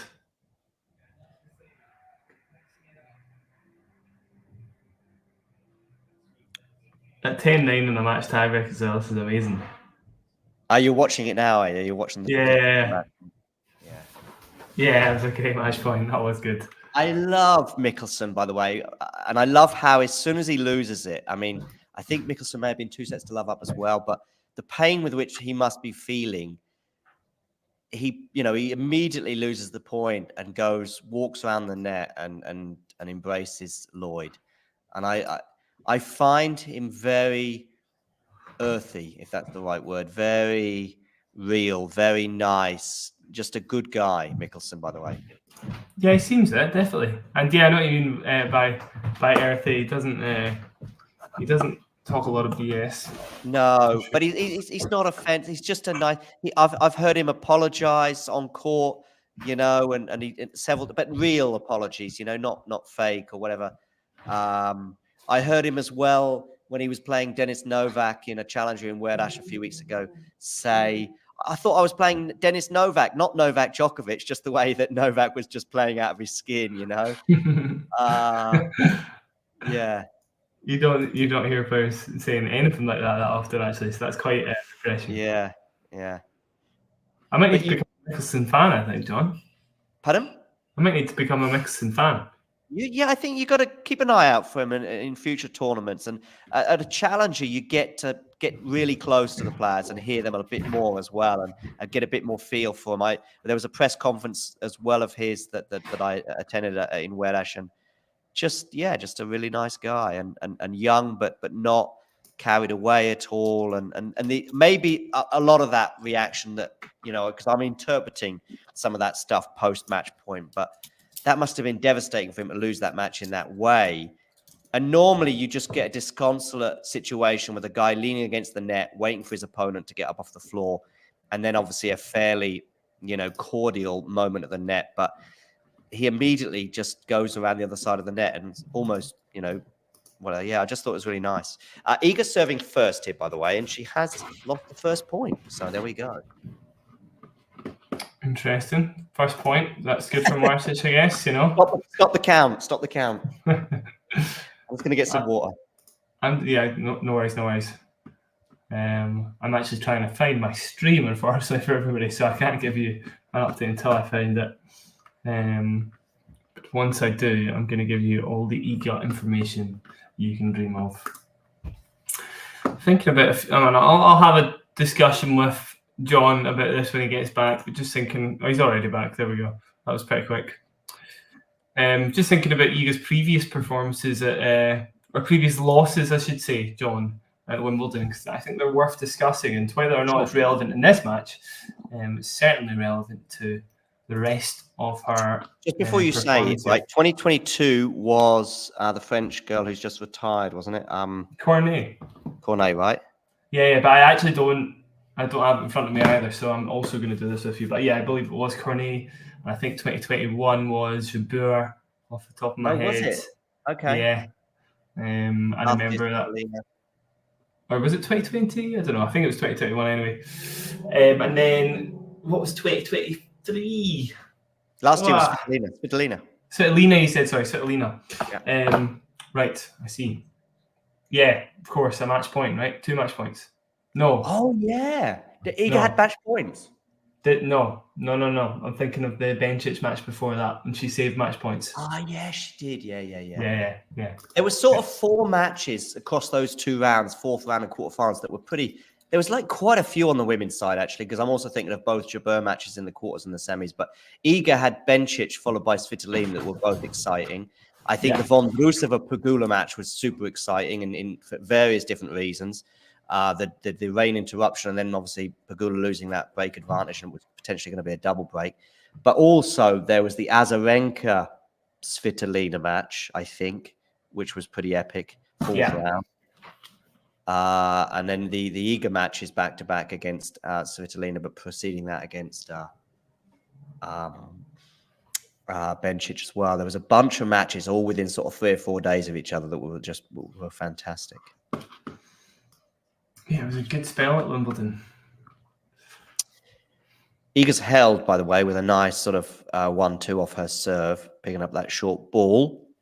Well, how are you so far ahead? That's mad. And I've actually held off there for 25 seconds or so. So I'll need to obviously hold off for 45 seconds rather than 25 seconds. I can't go any further ahead. Yeah, normally I'm behind, but my Amazon Prime feed is obviously much better than my Sky Sports feed for most of the rest of the main tour. You're obviously watching on a stream though, rather than the TV, right? Because if you're watching on BBC One like TV, I think that's about as close as you're going to get to real time. No, I'm watching on BBC iPlayer. It's a stream, to be fair, but it's exactly, that's different. I think if you had just, I mean, obviously it doesn't matter, big star, but I think your TV will be ahead. I think. Frustrating, but I can wind back and cool. And I've been doing this for a year or so now. I know how to sort of reel in and I'm not going to be pumping the air either way. So privately, I probably do have a particular player that it doesn't need to be private, but there is probably a player I would rather win this. What I need though, is if my problem is if Iga goes out, is then it's like, oh, we're back, and I'm all for upsets and all the rest of it. It's like Yannick, Novak, and Sinner. My concern is that if Sinner loses that match to Berrettini last night, you're then going, oh, okay, this half of the draw now becomes less intriguing. Yeah, totally. So, but if all three go out in the same day, definitely great. And then we've got an unbelievably crazy Wimbledon ahead of us. But there's a limit to how many shocks you want, if you like. Yeah, I like the narratives kind of keeping going on, and I like, is Novak going to add another title to his trophy cabinet, maybe match Roger's record? Will Carlos defend his title? Can Sinner get second title of the year? All these stories, I think, are much more interesting, or not much more interesting, but better than just chaos, I think, for me. I mean, so yeah, I prefer Iga stays in. Who's the fourth favourite on the men's side right now? It's a bizarre choice of shot by Iga. The fourth favourite, did you say? Sorry. Yeah, on the men's side. Because I would have said it was Hurkacz, but now he's gone. Yeah, I would agree. I've agreed with you, certainly at Wimbledon. Mehdi. I'm going to help. I'm going to help you just quickly by putting my power rankings to shoot across the bottom of the screen, if you can see the bottom of the screen. So that's my power rankings pre-tournament. 2 are out. Probably Zverev then. Yeah, I forgot about him. Yeah, it's Zverev over Mehdi begrudgingly, but yeah, I would have said so. I guess so too. Yeah. Yeah. And yeah, I think that's your top 5, and chances of anybody else winning it, pretty unlikely, I would say. Yeah. You'd need the other 3, the Sinner, Alcaraz, Djokovic to all go out probably in surprises or shocks or something, which is unlikely. Let's say very unlikely. It doesn't really matter if one of these other players makes a crazy run, like, I don't know, let's say, Tommy Paul. Well, I was going to say Dimitrov maybe manages to the semis or something like that, beating one of the bigger players on the way. All these players then inevitably lose to Alcaraz or Sinner or Novak, most likely. I mean, the thing that I think it was maybe Mary Carrillo, but it could be somebody else, maybe some from the tennis podcast, that would talk about the big 3 hunting in a pack, which is why they managed, beating one of Novak, Rafa, or Roger was incredible enough. But the problem is you're going to probably have to beat 2 of them on route to winning a Grand Slam. Yeah, and that was always the problem. And these guys are kind of setting up that, unfortunate system again, and it just makes it so hard for anybody to... Including other members of the top 10, never mind outside, but including somebody like Medvedev, Yeah, totally. Which is why Medvedev, you go in against that in that semi-final against Carlos in New York last year, and you're going, well, this is 80-20, but Medvedev does great, beats Carlos in 4, I think it was, sets. But then he's got to go through Novak in the final, and beating those 2 back-to-back. I mean, it's just too much. I think that was still my match of last year. I loved it. It was so good. Oh, the Medvedev-Carlos semi-final. Yeah. Just pretty much any time Mary did something crazy like winning Rome. Just in isolation, in isolation, that semi-final was great, but then you just go, we're not going to get Alcaraz Djokovic final, having seen them just tear each other to pieces in Cincinnati. I know. There was an element of disappointment for sure, particularly after the final, which was obviously a little bit hard to swallow. But it was still very exciting for me, and just intriguing, fascinating match. Medi's just such a smart guy, obviously. So Draper and Norrie close to a tiebreak. Worth keeping an eye on that for sure. Collins is serving for the match against Galfi. Okay. Kokkinakis is serving for the first set against Lucas Pouille. Kokkinakis is one of these guys that you just sort of look to see what he's up to, and he's in a 5th set. But I think he should be beating Pouille, but we'll see. Just give me a quick second, John. I'll just be back with you. Yeah, sure. In 20. Yep, sure. So Iga here looking pretty comfortable at the moment. I say pretty comfortable. It's on serve. Svitolina has got 3-set points against Niemeyer. I'm guessing she's going to serve this one out. She does, as Niemeyer nets on the return. That's an intriguing one, actually, Svitolina Niemeyer. Obviously, Svitolina winning the first set 6-3 changes the pre-match thoughts, but my pre-match thoughts would have been, that's 50-50 this one. And for a second round, Niemeyer Svitolina feels also a bit like a quarter-final, if that makes sense. Even on grass, there are so many players that you go, there's probably 20 players that I wouldn't be like batting my eyelid at if somebody said in the chat, I can see Niemeyer going deep. I can see Svitolina going deep. You know, I can see Madison Keys making the final, Coco Gauff making the final. You know, there's so many different ones. Whereas if you said, I see Tommy Paul making the final, I'll be like, really? You know, I see de Minaur making the final. I see Taylor Fritz making the final. I find there to be a little bit less intrigue. We're just sort of waiting to see how the big three kind of do on the men's side, whereas the depth on the women's side on this surface feels a lot different. When Iga wins that match against Naomi at the French Open, it felt like the tournament was over after like 4 days, and it panned out that way. Was Iga went on to not drop a set for the rest of the tournament.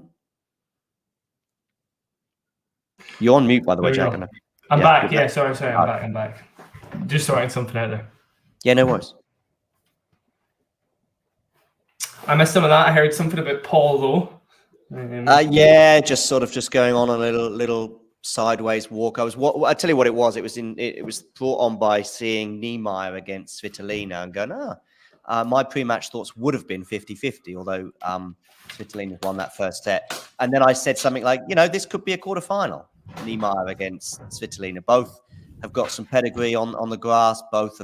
I saw Niemeyer beating Sakkari in Bad Homburg recently and thinking, yep, I'd forgotten about Niemeyer, but yep, she's a threat on this surface for sure. She did okay in Berlin last year before I think she got injured actually in Berlin. That may well have impacted her at Wimbledon last year. I think she might have beaten Milkova at Wimbledon. But anyway, my point is, and then I was going off on a sort of a tangent about the depth on this surface at this tournament where, you know, you could say to me, Niemeyer's making the quarterfinals, and I'm not batting an eyelid. Madison Keys is going to make the final. Coco Gauff is going to make the final. You know, anyone from about 20 players, you could say to me, I see them having a deep run, and I'm not batting an eyelid.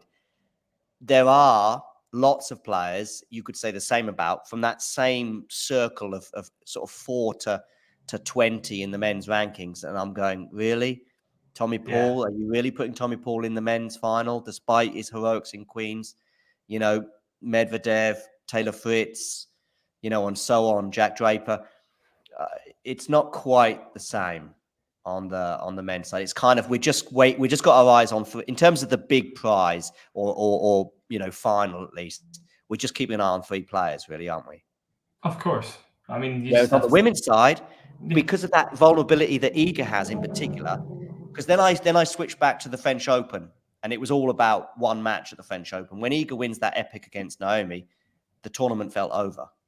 Yeah, of course. Yeah. But you know, you just have to look at the history of the tournament to realise why we're feeling these things. And actually seeing that Wimbledon has had a few surprise finalists, you know, over the last kind of 10, 15 years or so. You know, obviously we had Anderson taking on Djokovic, for example, in 2018. Berrettini, maybe not the most surprising, but still, you know, kind of in that ilk of like top 20 player at the time.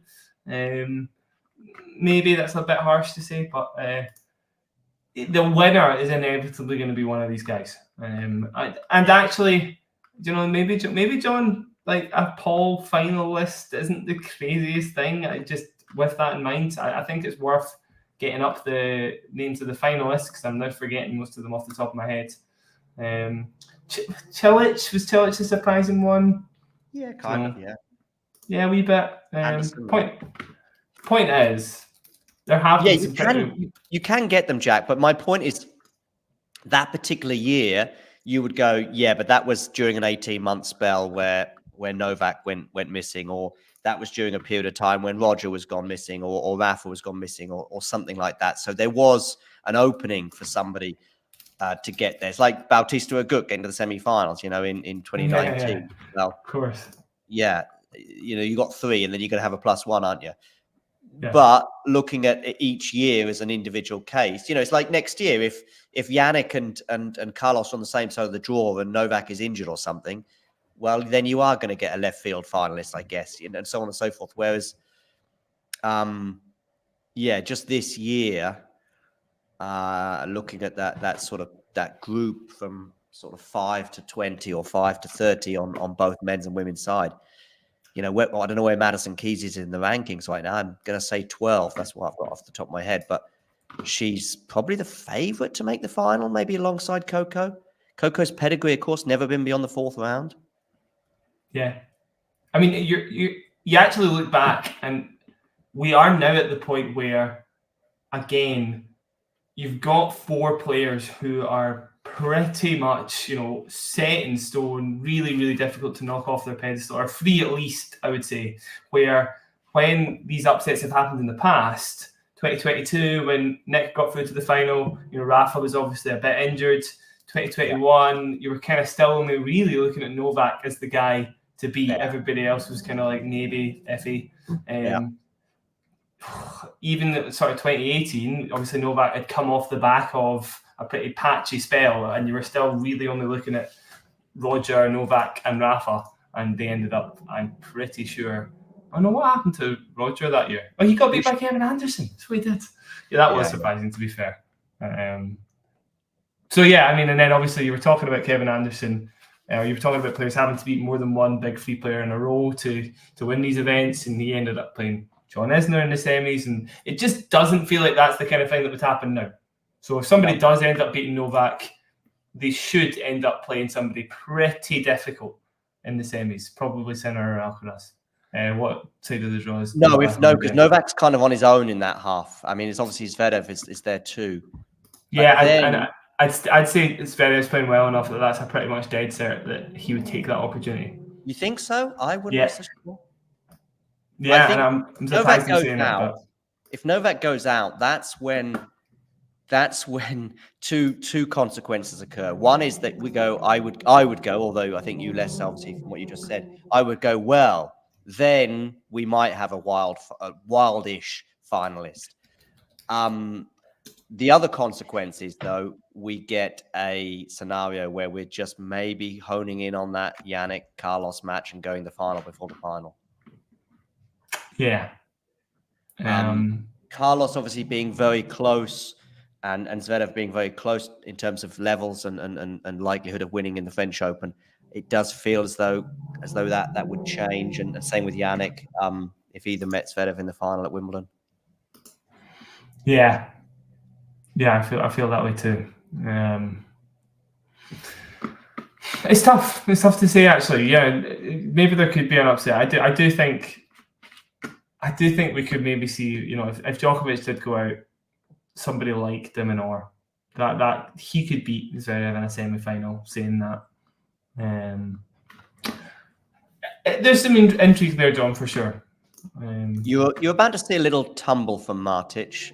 Hopefully it's okay.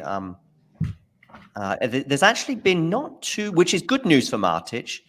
There's not been too much drama in this match so far, in that we've not had any break points yet. I would argue even that fall that you're about to see, especially the wincing that she does, is probably the biggest drama we've had so far. Has she recovered from it yet on your screen? She has, but I'm not, more or less. Let's see. But you'll see the wincing does suggest that it might be a sort of a broader thing, if you know what I mean. It wasn't really a fall. It's not a fall exactly. It's more she's obviously crouching down to pick that ball up and doesn't do so. And then it's more or less the pain that she feels as a result of doing so. But okay. But I've not seen her move a lot since, because she then hits an unreturnable on the next serve. So it's more a case of seeing this next rally at 15 all to see how this pans out, and looking at the way she moves around the court. And I'd say the jury's still out. We're not at her catch levels. I don't know if you saw his injury today and how he moved after. No, what happened to her catch? Sorry, I did hear you say it, but I didn't probe you on it. No problem. So He'd already been diving around the court quite a bit, although actually the dive is not super relevant to what follows. So he loses the first 2 sets, he wins the 3rd set, and he's now into a 4th set tiebreak, and it is nip and tuck. He's now got a set point. Well, actually, he's at 7-all. Sorry, he's at 7-all in the tiebreak. So, he's 2 points away from losing the match or 2 points away from taking the set. There's a bit of a humdinger of a point that comes to the conclusion where he dives for a volley, and really Feast should be picking this up and winning the rally. I think Damien in commentary was far too generous for Feast in that he said, well, it is missable. But anyway, Feast then tries to pick up this diving volley. If you're following me, keep up at the back. Feast tries to pick up this diving volley from Hurkacz, but he hits it into the net. As Hurkacz gets up from the dive, and he does seem to get up okay, he then kind of falls again.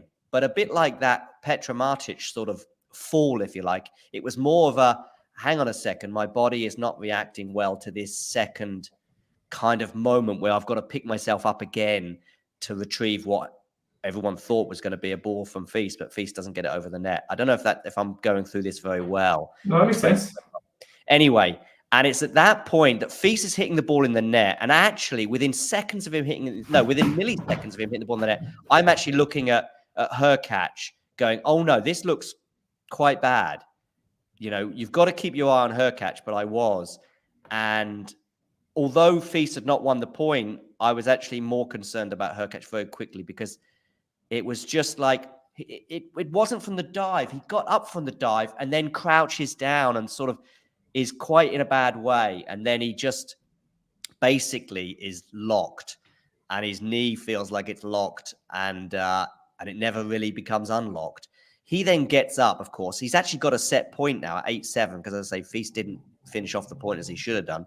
So we've got a situation now. Does Hurkacz try and play on not being able to move? Well, of course, after a bit of strapping on the knee, but still huge amounts of concern, after a few minutes, he does retake the court. And at 7-8, with Feast serving, Feast kind of having just to keep the ball in play and probably going to win the point.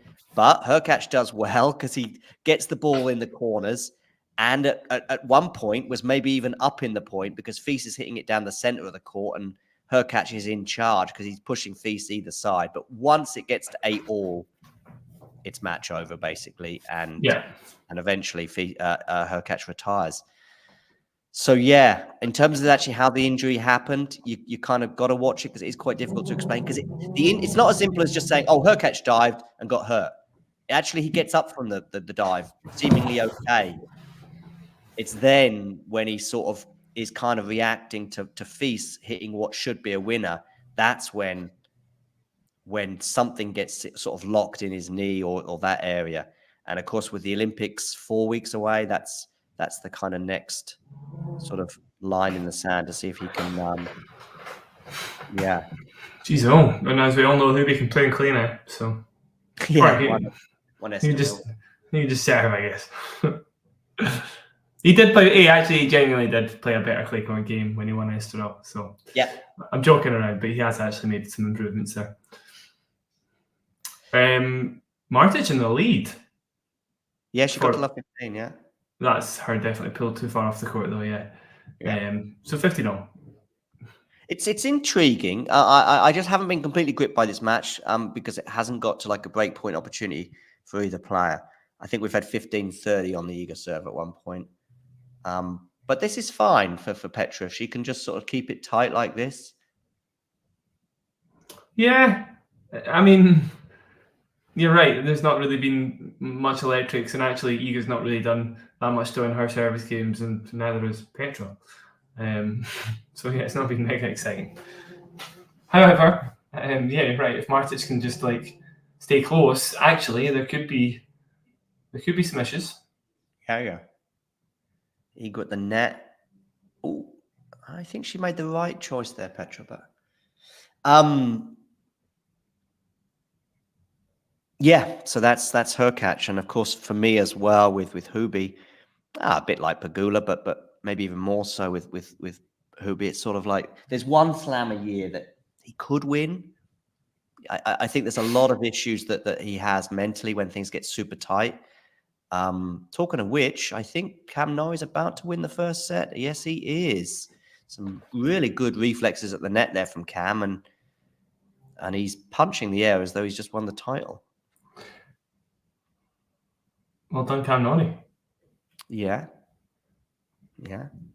I think with Hubie, when he gets tight, you are never going to see a rally last anywhere between 3 to 4 shots.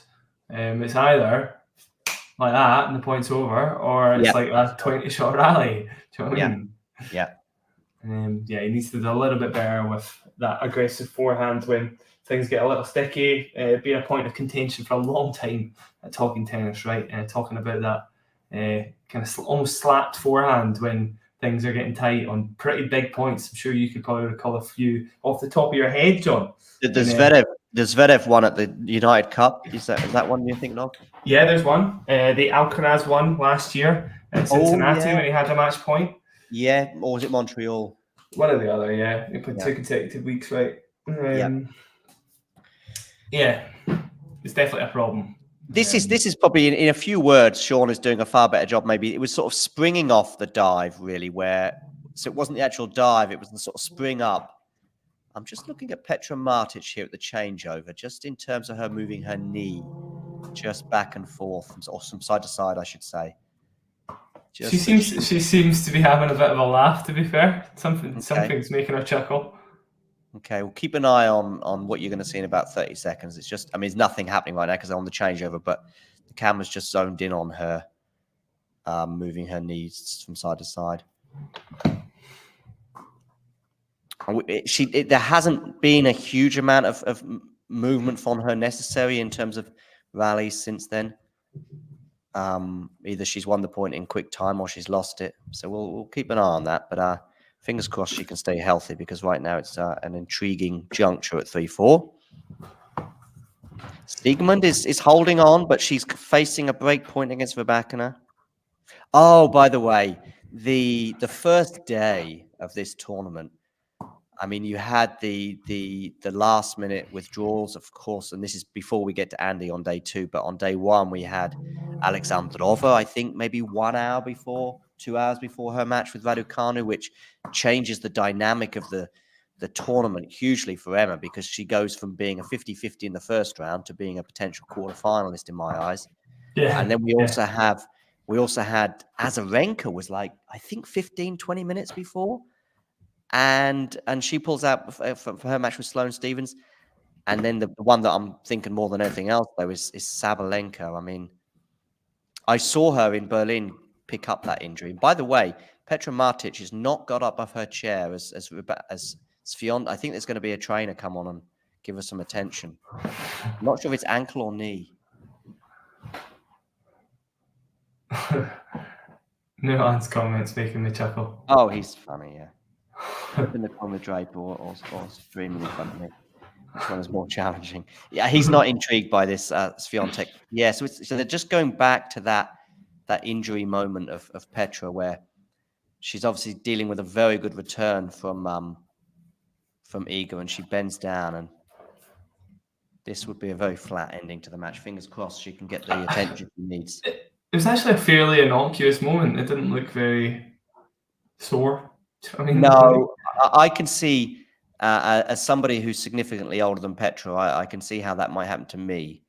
And same with Hubie as well, actually. But these athletes, less so. Oh, she just bent down a bit. Yeah. Oh, well, yeah. Like seeing a pound coin on a bar floor and just diving down for it. What I was going to say, Sabalenka. I feel as though, despite winning 2 Grand Slams, she's been pretty unlucky at a few others.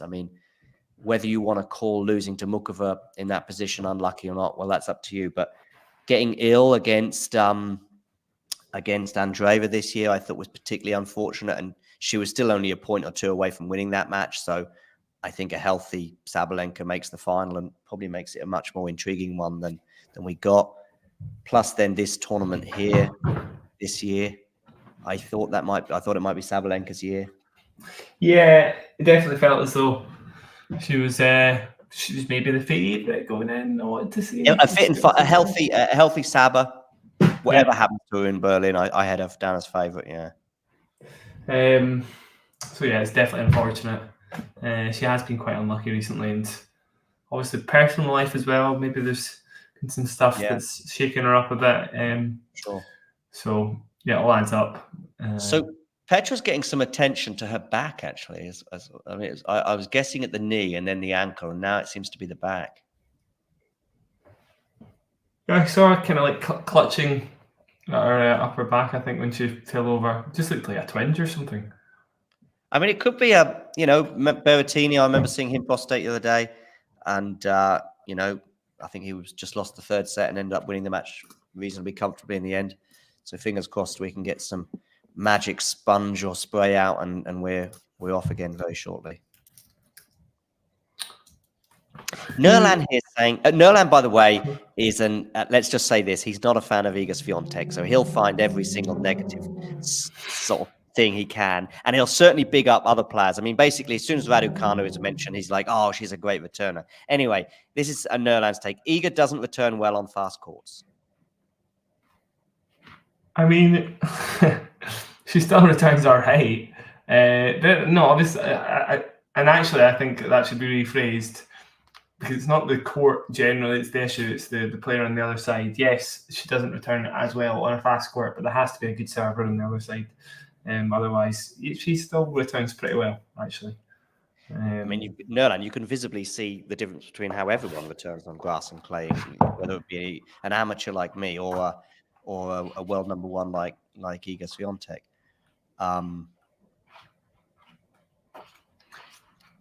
It's actually, I think it's worth mentioning as well. She's missed a few returns so far, off of pretty good serves, but it's also pretty windy. So that I noticed the wind. I mean, let's go on a slightly broader point from that, though, in terms of just fast courts in general. I remember Pegula beating her at the United Cup in 2023 and very fast conditions in Sydney, and of course, she tends to sort of struggle in Australia and, of course, at Wimbledon compared to the US Open and obviously Roland Garros in particular. I'm trying to think of where. I mean, then we look at Indian Wells, where she traditionally excels, much like Carlos. And then Miami, yes, she's won one title there, but tended to struggle at other years. I'm trying to fit the narrative of sort of fast and slow conditions, and probably we need a bit more evidence to suggest it, but there is a leaning towards faster conditions not favouring Iga, right? I mean, definitely. What is it in her saying now? Sorry, you can visibly see the difference between how she returns on grass and clay. It's pretty noticeable. I mean, yeah, there's definitely a difference. I'm actually just looking for an excerpt as well out of Tennis Head magazine. John, have you seen this before? I know the magazine, yeah, but what are you looking for in particular? An article.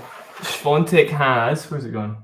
Swiatek has modest expectations at Wimbledon after losing to the lower-ranked opponents in all of her previous visits. So here's a little excerpt from Swiatek herself. She said, "If I would make a quarter-final of Wimbledon, I'd be over the moon, and I wouldn't believe that I'm in that place." Kind of shows you that, unless she really is just being modest there, that quarter-finals at Wimbledon as the world number one. She made quarter-finals last year. I know she did, yeah. And I wonder if she's doing a sort of Rafa sort of thing there with a, playing down her chances. Yeah, kind of.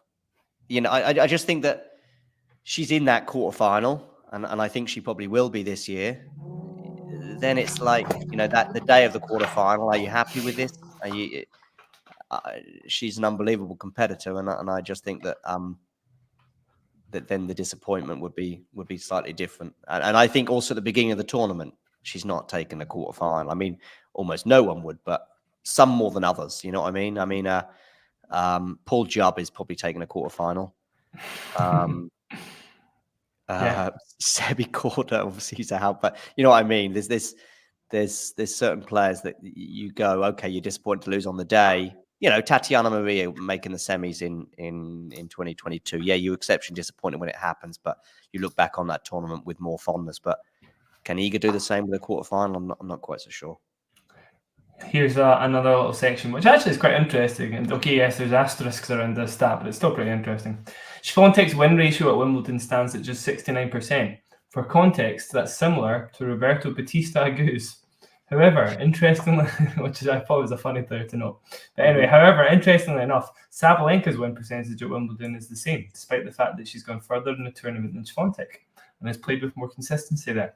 And obviously, Sabalenka didn't have quite as good a slam record as she does now, but it's still quite interesting. And you're probably looking at somebody who's not got that much worse of a win percentage than like 90% of the. Yeah, I'm just thinking, Jack, though. I'm just thinking, I wonder if we look at people that have won. I mean, you could talk about other slams, but let's just hone in on Wimbledon for now. I bet there's people that have won Wimbledon with a 69% win record there. Not Novak, not. I wonder what Rafa's win percentage is there, for example. I bet 69% feels about right for Rafa, maybe a bit more. A bit more, surely. But then he obviously went out pretty early for quite a few years. Yeah. So I'm just trying to think of people that have won the title. Let's say, I mean, he's won it twice, but I bet there's players that have won Wimbledon once with worse records than 69%. Let's look it up. I've got to know now. Let's see if it's. I would go just above it, but I bet it's like 70 or something. That's not 1%, is it? Oh my god! So it's a bit higher than that, I'm afraid, John. Oh, what is it? 83%. Oh, wow, that's a lot higher than I thought. Likewise, that's pretty damn good, actually. Oh my god! Yeah, who would have guessed it? I mean, I know he made a lot of quarters and a lot of semis and a lot of finals, but yeah, I guess it's that period of early exits that were stuck in my head. I mean, you get 5 wins for 1 loss, and you're probably talking about 83%, right? Yeah. So if you make the semis most of the time, and you've got a couple of wins under your belt, then yeah, true. But 69% doesn't seem too bad to me. No, it's still not that bad, is it? As a number 1 player, though, maybe it is. Over, but not many years, 3-4 years. Yeah, not many, to be fair. Technically only from 2020, right? Not even 2020, actually, because she played the French. Oh, no, she did play in 2020, didn't she? Does Petra, and I'm just looking at Petra's movement right now. I mean, pre-injury, she kind of looks a bit stiff anyway. So it's difficult to see if this injury is affecting her much. Just keep an eye on these sort of points here, Jack. She's quite a casual player, isn't she, Petra? Yeah, or I don't know if casual. Yeah, just sort of stilted, stiff. I don't know what the right word is. Yeah, so it's not as obvious as like an athlete such as Iga, for example, or Carlos, where you just sort of go, oh, hang on a second, they're a bit off here. I mean, she's holding serve. Yeah, that return miss. I think Iga was pretty surprised that it went out, but didn't quite catch the line. So 40-30 now, big difference, because that was a really difficult one to get back. And maybe Iga's just letting her off a little bit as well. Yeah, Iga's definitely not been close to peaking yet. And actually, Nerlan, the returning hasn't quite been as good as she would have liked, for sure. She's just been a little bit off so far. And again, I think the wind is playing a pretty big part in that, not just the surface. I'm very surprised that one from Petra there. Sliced in the line, actually, interestingly enough. Yeah. And actually, this is a point I'd like to make, because I think somebody mentioned earlier that the backhand is the place you'd want to hurt Iga with low balls, but probably her forehand's going to be a bit more awkward.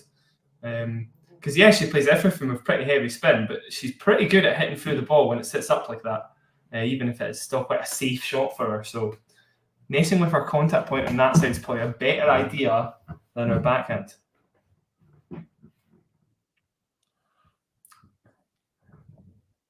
I think that's always the case with Iga. If you want to hurt Iga, normally it's finding a way to kind of diffuse our strength rather than trying to attack what people suppose is our weakness. I'm sharing a couple of screenshots which won't tell you too much, but from the Hubi injury earlier. That's a shame. Look at the score, 8-7 as well. He's got a set point for a 5th set. I know, it's mental. Yeah. He actually retires on match point, which, yeah. I mean, the thing is, No. wait a second. You got to watch. You got to watch. I'm still divided on it, by the way. But I mean, basically, he's now going to face a match point. Okay, he's not moving. So, do we just go through the motions of letting Feast serve 2-second serves that are just going to come past him? Or I think no. I don't think so. I get it. Because no, I think I get it. It was a particularly, normally I would say play this out, but and Feast was completely fine with it, by the way. He was sort of, there's obviously a lot of things going through his mind and stuff, but I think, you just go, well, this is silly. We're not going to play a fifth set, whatever happens. Do we just go through the motions? I mean, he could just do an underarm serve basically and win the match that way. Probably more likely than with a regular serve, because Hubie could just smash it back. I think the problem is, though, the match could have went on for longer. There's no, maybe Hubie does win that point and then it just keeps going. And you're right, if it goes to the fifth set, then it's like, what's the point? But also just underpinning every point. There's obviously a best effort, so you have to give every point your best effort. So if you can't give your best effort on even what could be the last point, then I get it. Technically, that's against the rules. You're not allowed to do that. Yeah. Technically, obviously, literally, and obviously, I'm sure the umpire would be willing to give a bit of leeway, but actually, you're not meant to do that, and you don't know how long the match could go on for. So it does make a bit of sense.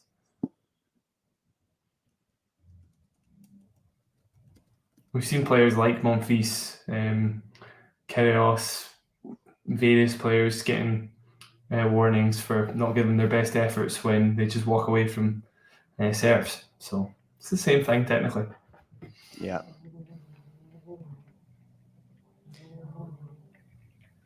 Iga here, looking okay on serve again. It's just a dodgy approach, and so far it just looks like she's not really. You mean the Martic passing shot? You're saying that though, actually. Martic played a pretty good chip return. It does look as though there's a pretty conscious effort to keep it low to the Iga forehand. It's going to get more intriguing. It's going to juice, right? Mm-hmm. But I'll keep Sturm from this moment onwards, just in case. It's not really it's not a common way we see players trying to beat Iga by kind of like a double fault, by trying to junk baller almost, for want of a better word, because actually, it's not all just like crazy spins and slices and stuff. I think there's just quite a clear, conscious effort to keep things awkward on that side, low, I would say. Chip returning in the women's game, for example, it's not a particularly common technique. So, especially if you've got a forehand. Good news, other than the fact that obviously we're seeing a bit of pressure on the Iga serve. I think that Petra sort of the thoughts of retiring right now seem a bit further away. She seems to be okay for now, and okay is good enough to put a bit of pressure on Iga. I'm only on the advantage point at the moment. I don't think I'm on the same advantage point that's on your screen, John, I'm afraid, so. I can get a different scoreboard up a bit slower. It's okay. It's okay. I don't mind the spoilers. Just for everybody at home trying to explain what's going on, because Petra's just played an amazing return on the chalk flew up, right? Yeah, it was really nice. And Siegmund has lost the first set, or I should probably say Rebecca has won it 6-3.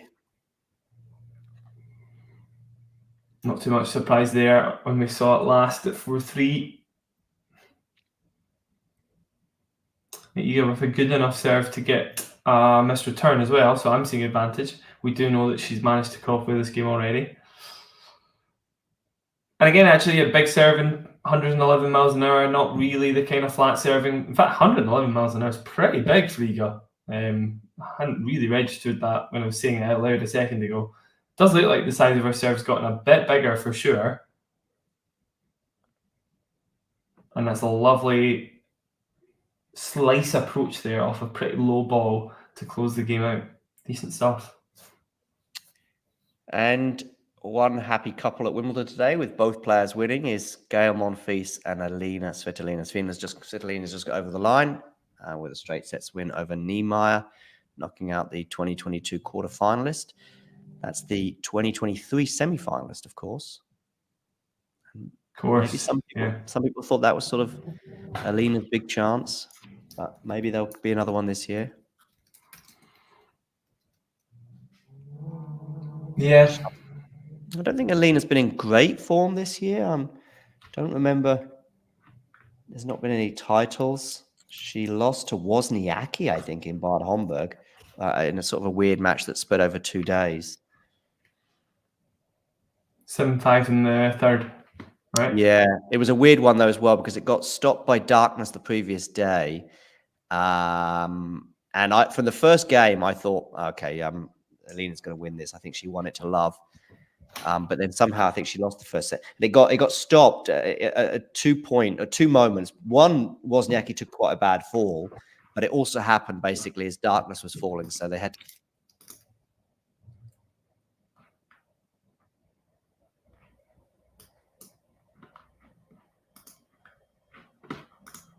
Oh, John, you back? I think John's going. Well, unless it's my connection, I can't really tell. John will be able to tell me. I think that's going on and off because he has lost a little bit of connection there.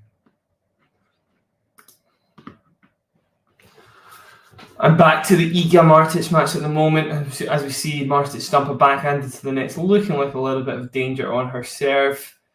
Wonder if that last one was knee aggravated because there was a little bit of a limp after missing the backhand. Here we go. You go with another missed forehand return. Nederland's prediction holding strong. And again, going back to what I was saying before, if you want to beat Iga, normally you've got to find a way to attack her strength, and serving to the forehand in particular is probably one of the best ways to do that. Obviously, her backhand is pretty solid, and you'll find normally if you're playing a first serve against her, her backhand's going to be stronger. She's a bit better at timing that side when she's not rushed. So yeah, we're seeing Martic go into the Iga forehand quite a lot on first serve. That was a great return from Iga, by the way, straight to the toes of Martic. So we are now 15-30. So this is danger zone. This is again the side of the court that she's having a bit more joy with. So if she wins this point, this is a big point basically. But kicking out wide on a first serve, interesting. She just manages to get that one across. Iga opting for the slice, misses it. Obviously not particularly comfortable playing that shot yet. How often do we see Iga slice? Is it not often?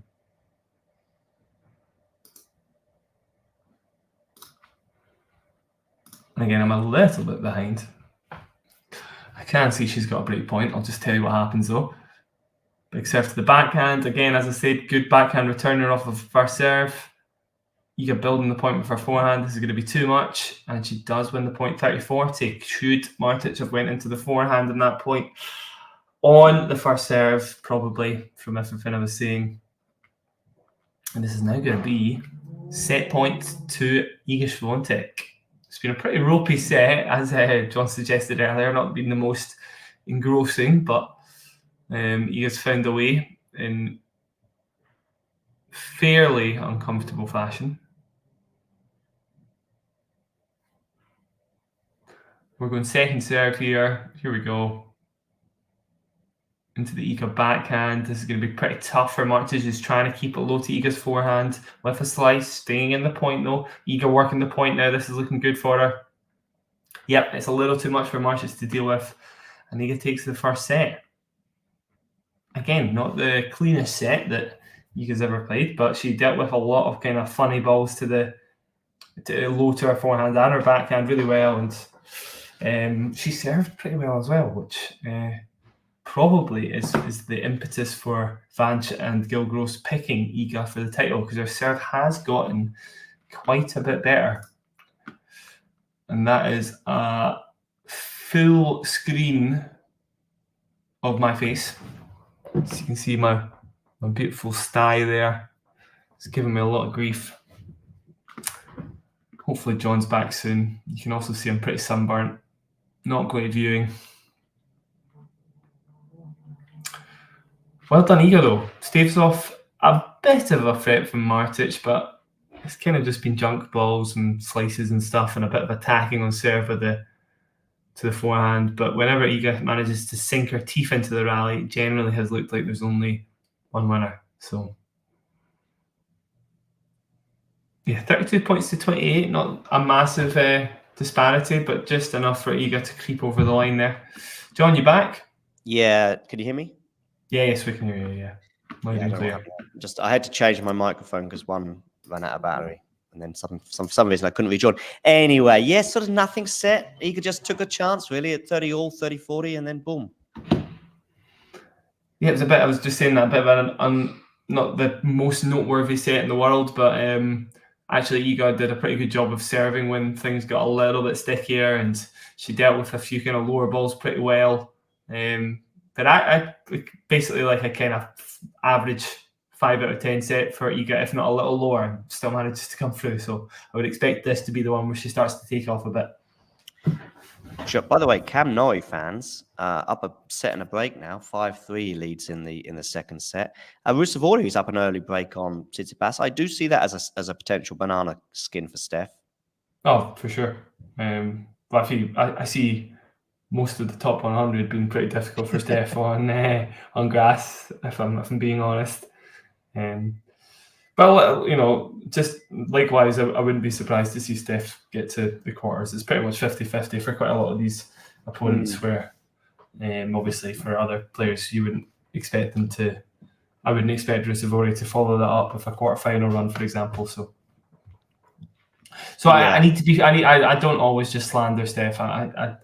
My point is, yes, I'm saying he could get beaten by any of these players, but he could equally beat them as well. He's obviously a good enough player, even if a serve to the backhand pretty much does the trick on any point.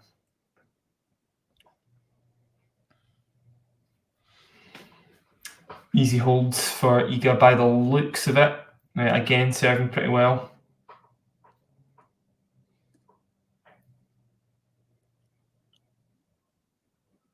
And John, this will be pretty shortly the moment where I'm going to have to love you and leave you.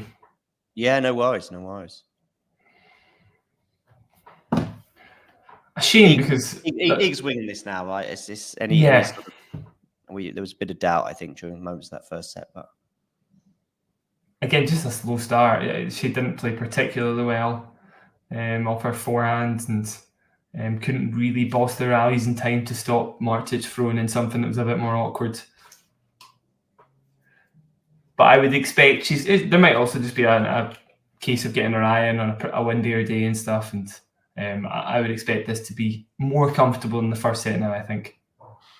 130 miles an hour. Oof. Nerlan here asking about tripping up over banana skins. No, I've never fallen over on a banana skin. I also haven't, I'm afraid. Yeah, it's kind of a cartoon thing, isn't it? Yeah, they're not actually that slippy, Nerlan. No. Yeah. All right. Well, Jack, thanks very much. I'm obviously very happy to see this through, as I thought I might have to anyway. But thanks for joining us today. It's great to hear your words of wisdom, and especially on your experiences at Wimbledon, as well as the matches taking place. Hopefully, we'll catch up soon. Enjoy the rest of your evening. Thanks very much, John. Good to be here. Hopefully, see you later in the week at some point. You've picked up a bit of colour as well, by the way. You've been on holiday, right? I have, yeah. It's actually, I was pretty burnt anyway before going on holiday, so it wasn't just Slovenia. Okay. Oh, Slovenia, is that where you were? Yeah, Slovenia. Yeah, it was great. You're a real hipster on the travels, really. I mean, some of us go to Spain and Italy, and you're off to Slovenia. Just fancied somewhere a bit different, It was great. Sure. All right. Anyway, Jack, on that bombshell, I'll let you go. Right, John. I'll see you soon. Cheers. Bye-bye. So I will be sailing this Iga Petra Martic ship home, whether that's in the coming 20 minutes or so, or otherwise will obviously depend very much on Iga, as I think That's not unfair to suggest, bearing in mind she's up a set. And 1-love.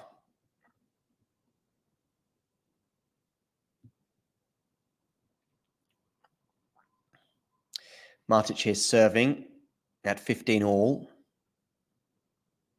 She doesn't look overly happy. I mean, obviously, a lot of that will be down to the fact that she's just lost that first set, but still got to keep an eye on the movement, bearing in mind, for those of you just joining, she had some back issues that required some attention midway through the first set.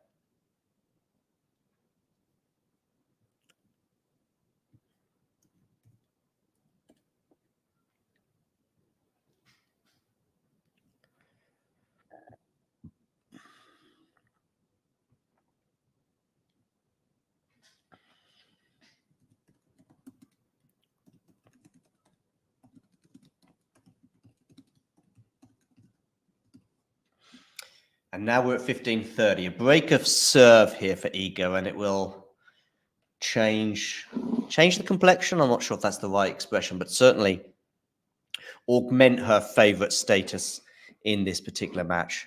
Petra goes down the tee. Forehand return, though, from Iga is long, so we're at 30 all. So the danger is averted for now.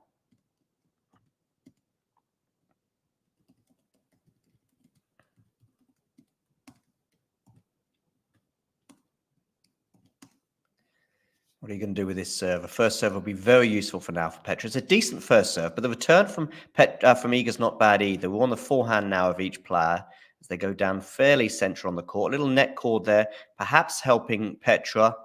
Certainly helping Petra in terms of the fact that it managed to get over the net and perhaps disrupted Iga on the backhand side because she's put that backhand long.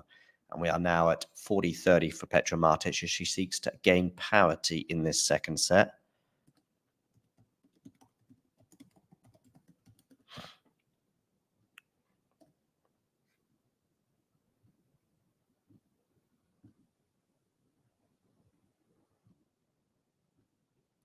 And she has indeed done just that. So we are now at 1 game all.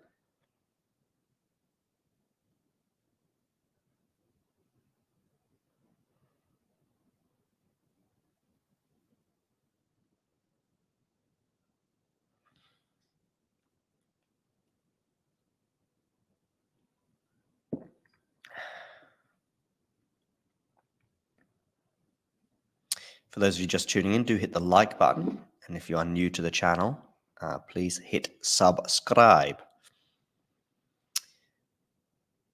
A mishit return from Petra Martic has given Iga a 15-love lead. Norrie trying to serve out the second set is down love 15. Rybakina and Siegemund are on serve, with the Wimbledon 2022 champion having won the first set 6-3. Ruusuvuori is still up a break on Tsitsipas 3-1. Iga goes down the line with that backhand, and it's enough to win the point. Too far from the outstretched Martic's racket. 30-love Iga Swiatek. Keep an eye on the scores on the screen. Kokkinakis is 5-6 in the second set, with Lucas Pouille having won the first set 6-2.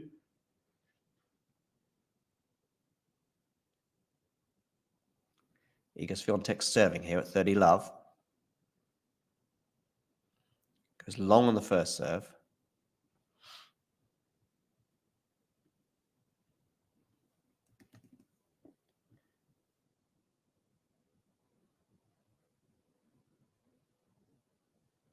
Backhand return from Petra into the backhand of each player. Petra there, nice slice there from Petra, but Iga deals with it well on the forehand side, and Petra dumps her backhand into the net, and we are now at 40-love.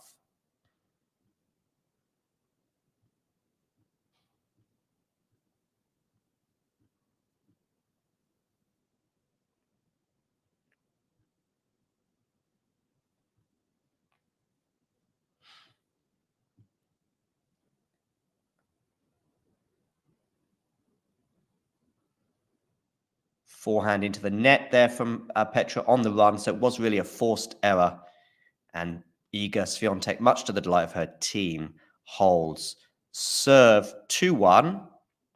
And we will take a short break.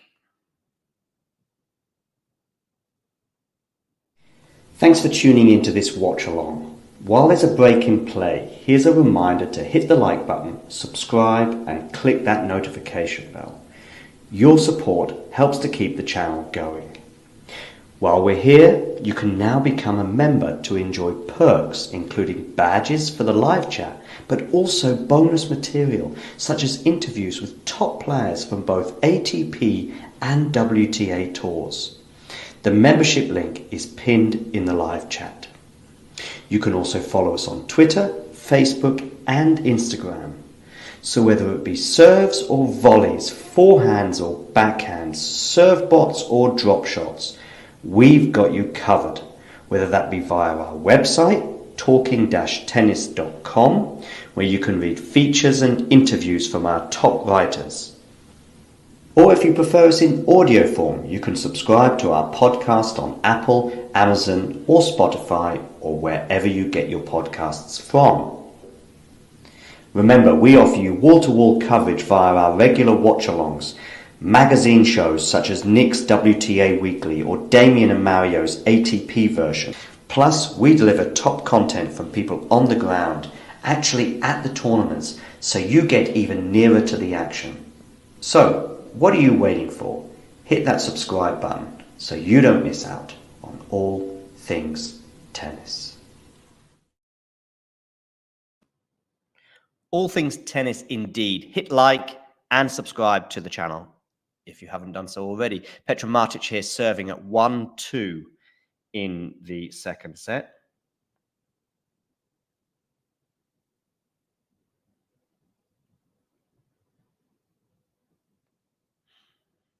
Leylah Fernandez and Caroline Wozniacki will be taking to court number 12 at the conclusion of Taylor Fritz, Arthur Rinderknech.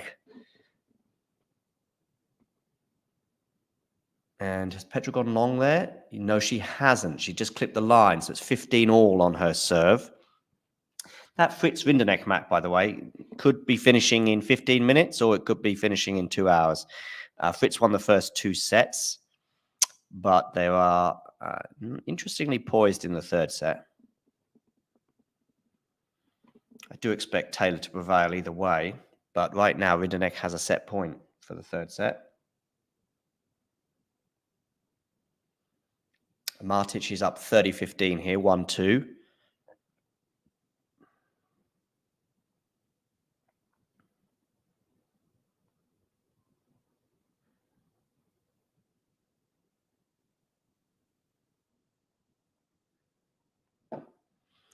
Can Rinderknech get over the line in that particular set and force a fourth set against the 2022 Wimbledon quarterfinalist Taylor Fritz? Watch this space. Petra Martic, anyway, serving. Forehand return from Iga. That's a good return, but not bad. Petra's dealt with that quite well, but she hasn't dealt with that forehand so well, and it's 30-all.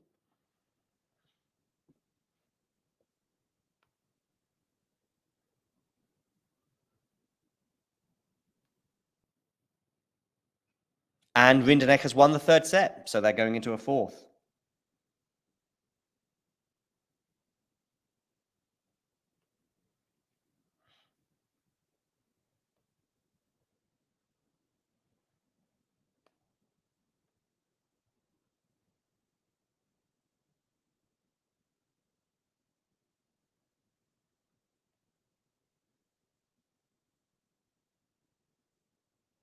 And here we have Petra Martic at 40-30 with a game point.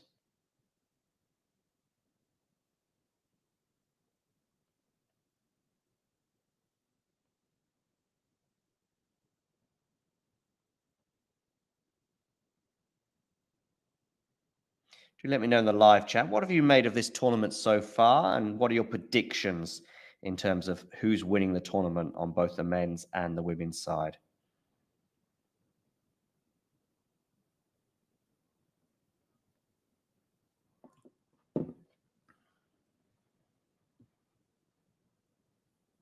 So we've got a comment in the live chat. Let me just have a look. Yazda Iga, says Snehil. Supporting Iga, it would seem. Hi, Ashley. How are you? Long time no see. What is going on elsewhere? Rybakina and Sigmund at 3-all. By the way, Martic has held serve for 2 games all, and Cam Norrie is up 2-0 on Jack Draper. Rusevori remains a break-up at 4-3 on Stefanos Tsitsipas. And Luca Pouille, by the way, has won the second set against Kokkinakis, so they are at 1-all. Snail has gone for Jabeur to win the title. Okay, Novak, no surprises there, I guess, but Jabeur. Ashley, you're not going for Harriet Dart to win the title, surely? I'm guessing you're just going Harriet Dart. Well done for winning that match over Katie Bolt today in 3 sets. Looking at some of the headlines, they're shooting across the bottom of your screen. Grigor Dimitrov comes from 2 sets down to defeat Shang to progress to round 3. Hubert Hurkacz had to retire hurt at the end of the 4th set. He was down 2-1 to Arthur Fils, so his Wimbledon campaign is over for another year, whilst the Frenchman marches on. Alex de Minaur cruising through in straight sets, as I'm sure many thought he would do, over the Spaniard Jaime Munar. Not quite so suited to the grass as his Australian opponent. Gael Monfils coming back to the court today to win in 3 sets over Stan Wawrinka. Of course, most of that match was done last night. Buzas Manero backing up her win over Marketa Vondrousova with a win over fellow Spaniard Buxa today. And she will play in the 3rd round Barbora Krejcikova, who also won today. Perhaps the surprise of the tournament so far was Jessica Pegula crashing out, the number 5 crashing out to Jinyu Wang in 3 sets. Osorio as well. Unfortunately, she had to retire hurt against the Brazilian Haddad Maia, so the Brazilian is through to round 3. Ben Shelton as well. 5th set, deciding set tiebreak over friend of the show, Lloyd Harris. Harris having a volley at 7-all that you would have expected him to put away, and in the end, Shelton prevailed. Harriet Dart winning the Battle of the Brits on court number 1. Who's going to win the Battle of the Brits between Draper and Norrie? Well, Norrie very much the favourite right now at 2-2 love up. And yes, a reminder there that Grigor Dimitrov beat Shang. Over here on centre court, Iga Swiatek against Petra Martic. Swiatek leading 40-15. So she has 2 game points for a 3-2 lead. Pre-tournament, I went for Sabalenka and Carlos. Obviously, the Sabalenka prediction has gone up in flames. Good return there from Petra, but that backhand from Petra Martic is not as good, and Iga holds for 3-2.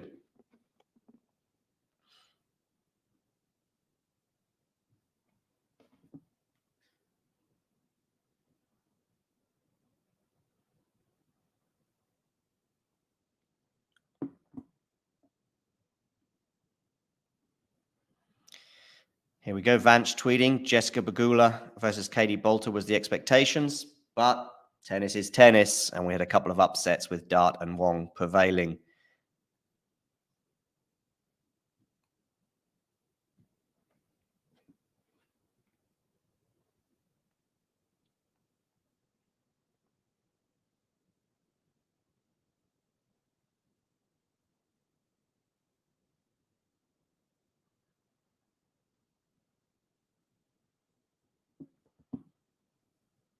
So, Iga Swiatek now 3-2 up in this second set.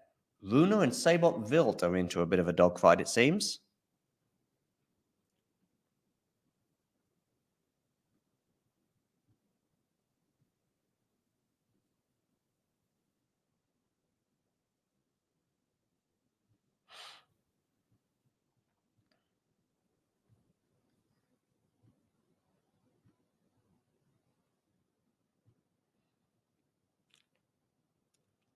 The most recent world number 1 women to be crowned Wimbledon champion was Ash Barty in 2021, I think that was.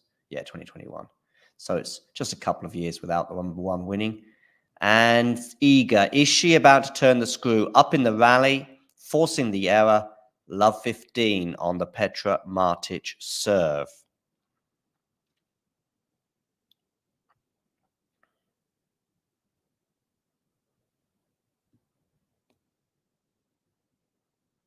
But decent serve there from Petra, meaning 15 all.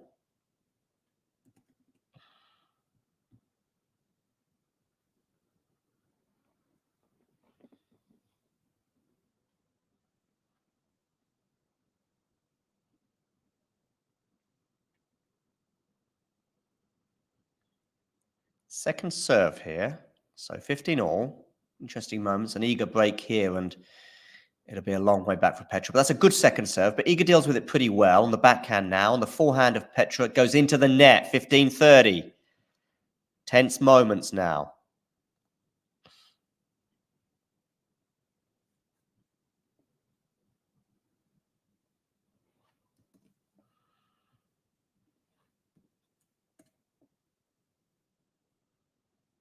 So 15-30. Eager to receive serves here. Eager to receive serve? You know what I mean. Decent return from Iga, from a decent serve, to be fair. Now it's on the backhand of Iga, turning the screw. Good depth, though, there from both players, actually. Now on the forehand of Iga, but she goes long. 30 all. Unforced error there off the forehand side from Iga Swiatek.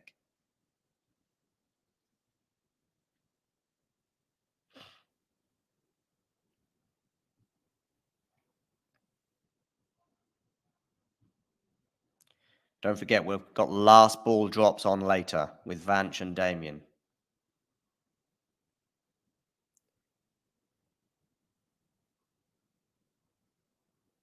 Good serve there, Petra Martic, 40-30. So from 15-30 in a spot of danger, she now has a game point.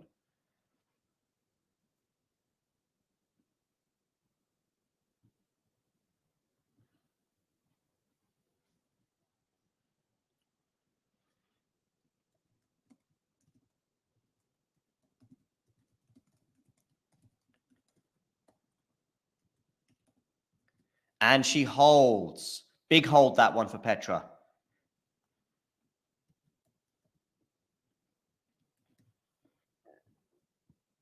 Three games all.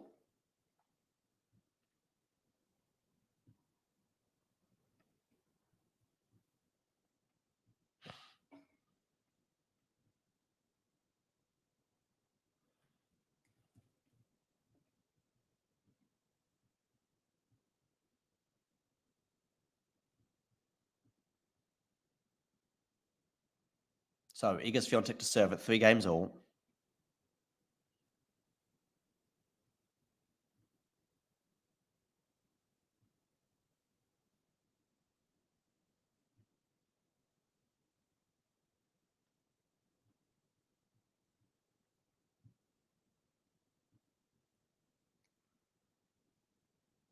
Winning the first point, 15 love. That will help Iga's case a little bit. She just needs to hold serve, of course. She's yet to face a break point, I believe, in this match so far.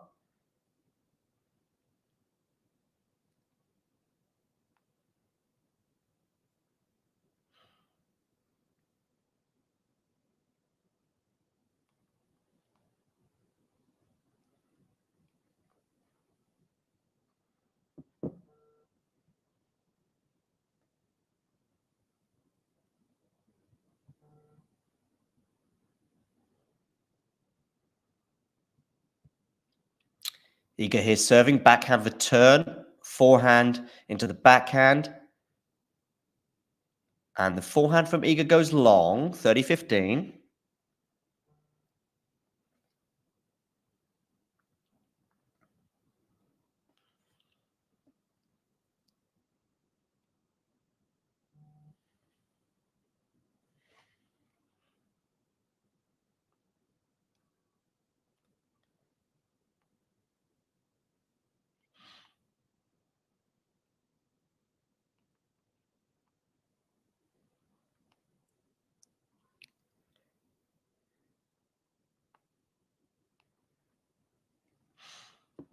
Now it's 30-15 becomes 40-15, so we've got a couple of game points here for Iga Swiatek.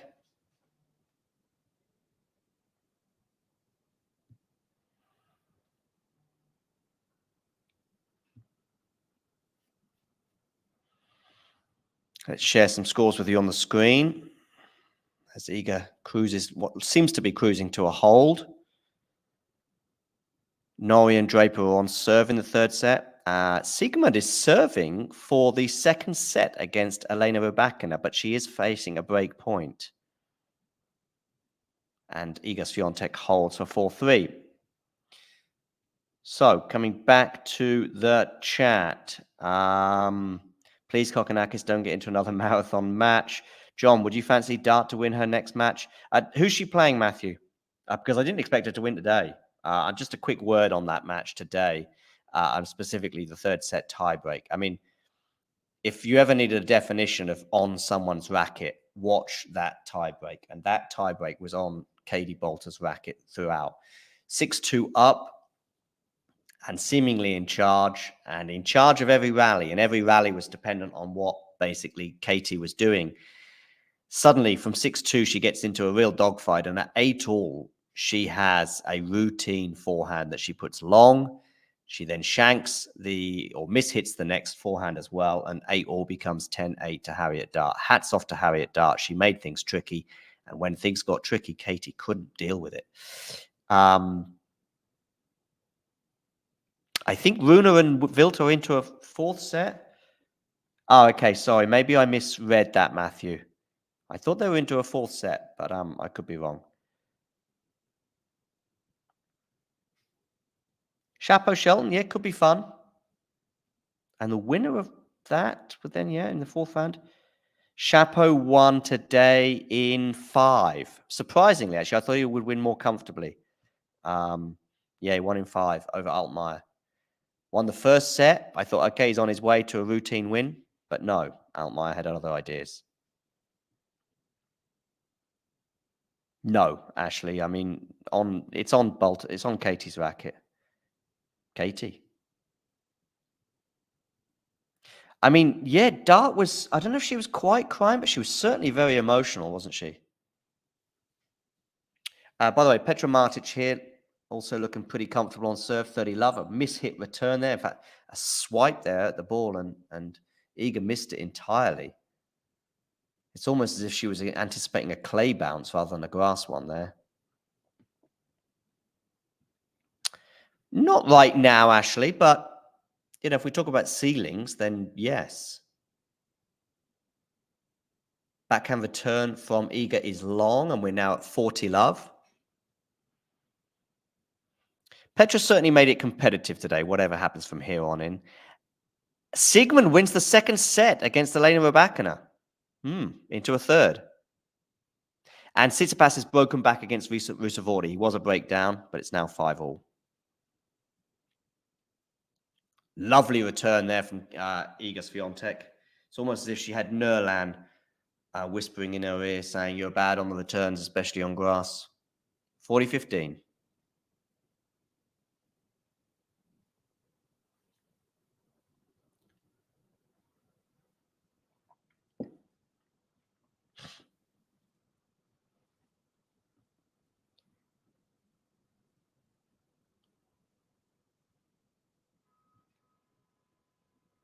Backhand return from Iga. It's a good serve from Petra, but Iga dealt with it in the end pretty well. She's fighting for this point. From side to side, both players here. Slice from Petra. And now she's going to put the forehand long. So from 40 love, we're now at 40-30.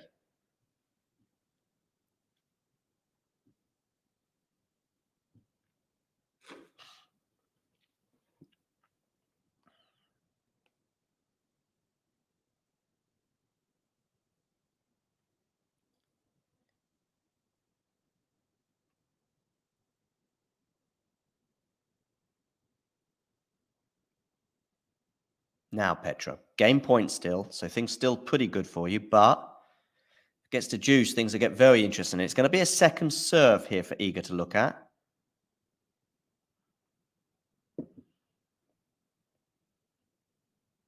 Oh, it's a double fault. So we are going from 40 love to deuce. Intriguing times.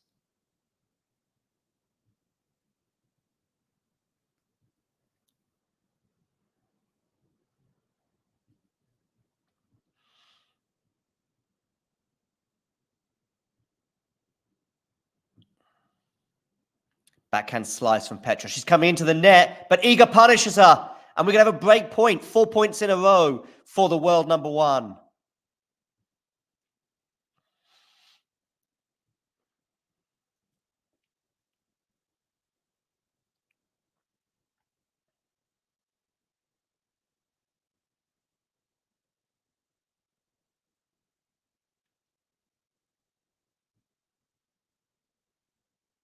Backhand return from Iga.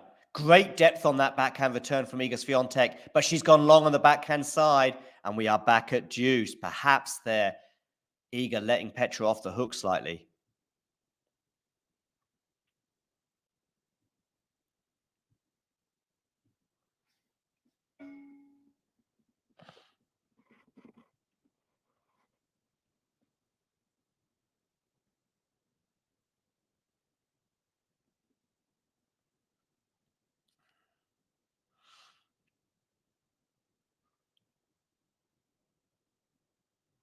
Backhand return from Iga into the backhand of Petra.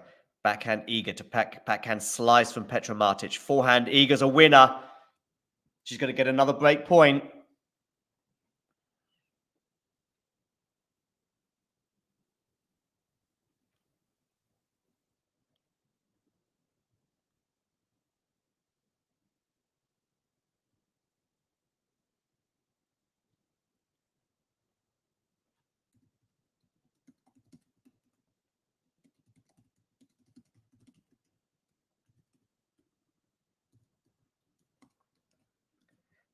And Iga Swiatek has broken for 5-3. She breathes a sigh of relief, but she should be breathing a sigh of anticipation because she's now going to be serving for a spot in the third round. 6-4, 5-3, she leads.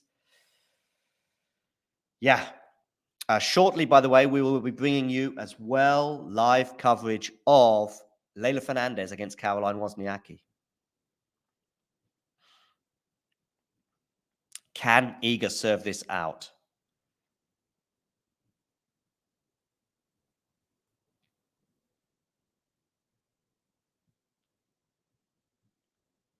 Forehand return from Petra is long. Just what Iga Swiatek and her faithful would have been looking for. An unreturnable serve, 15 love. 3 points from victory.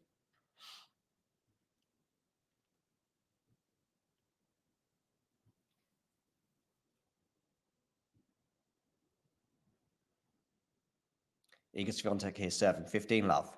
Where's she going with this one? She's going down the tee, but she's going to go wide.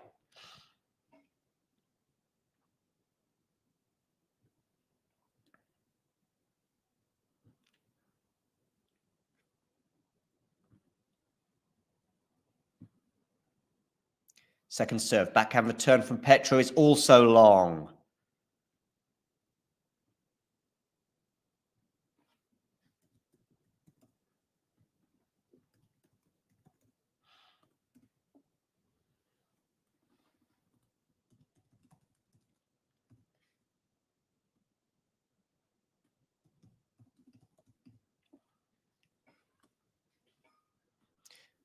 Second serve here, though, 30 love.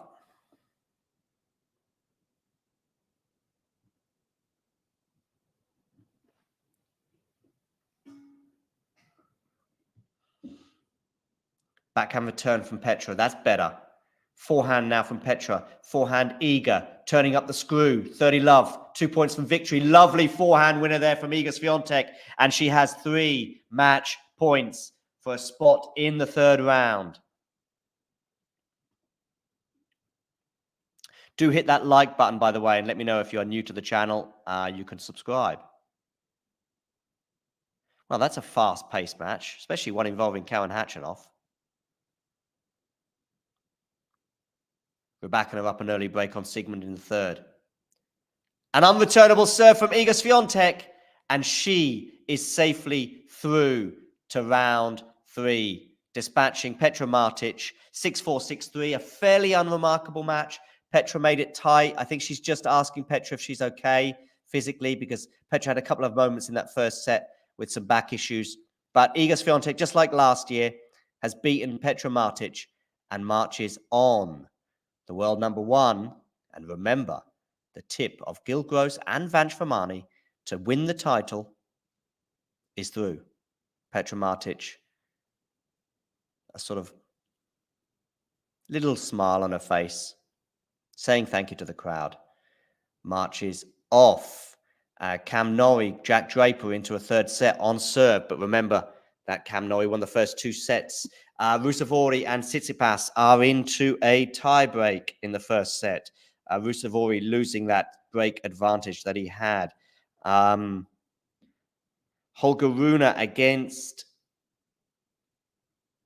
Sabottville. And Rune has sealed it in 4 sets. Having lost the first set, Rune then winning the next 3, 6-3, 6-2, 6-2. So, as Matthew was saying, things got rather more comfortable than I thought in that one in the end. Hallis breaks 3-2 in the 5th. Is Andy Murray next on centre court? Yes, he is in his doubles encounter, Ashley. Absolutely. Remember, last ball drops will be with Vanch and Damien later on this evening. But for now, this show is at an end. Next up will be Wozniacki against Leylah Fernandez, which will be Matthew bringing you that match. Looking forward to that one shortly. But in the meantime, you know the drill. If you enjoyed this video, make sure you hit that like button. Don't forget to subscribe and click that notification bell so you don't miss out on all things tennis.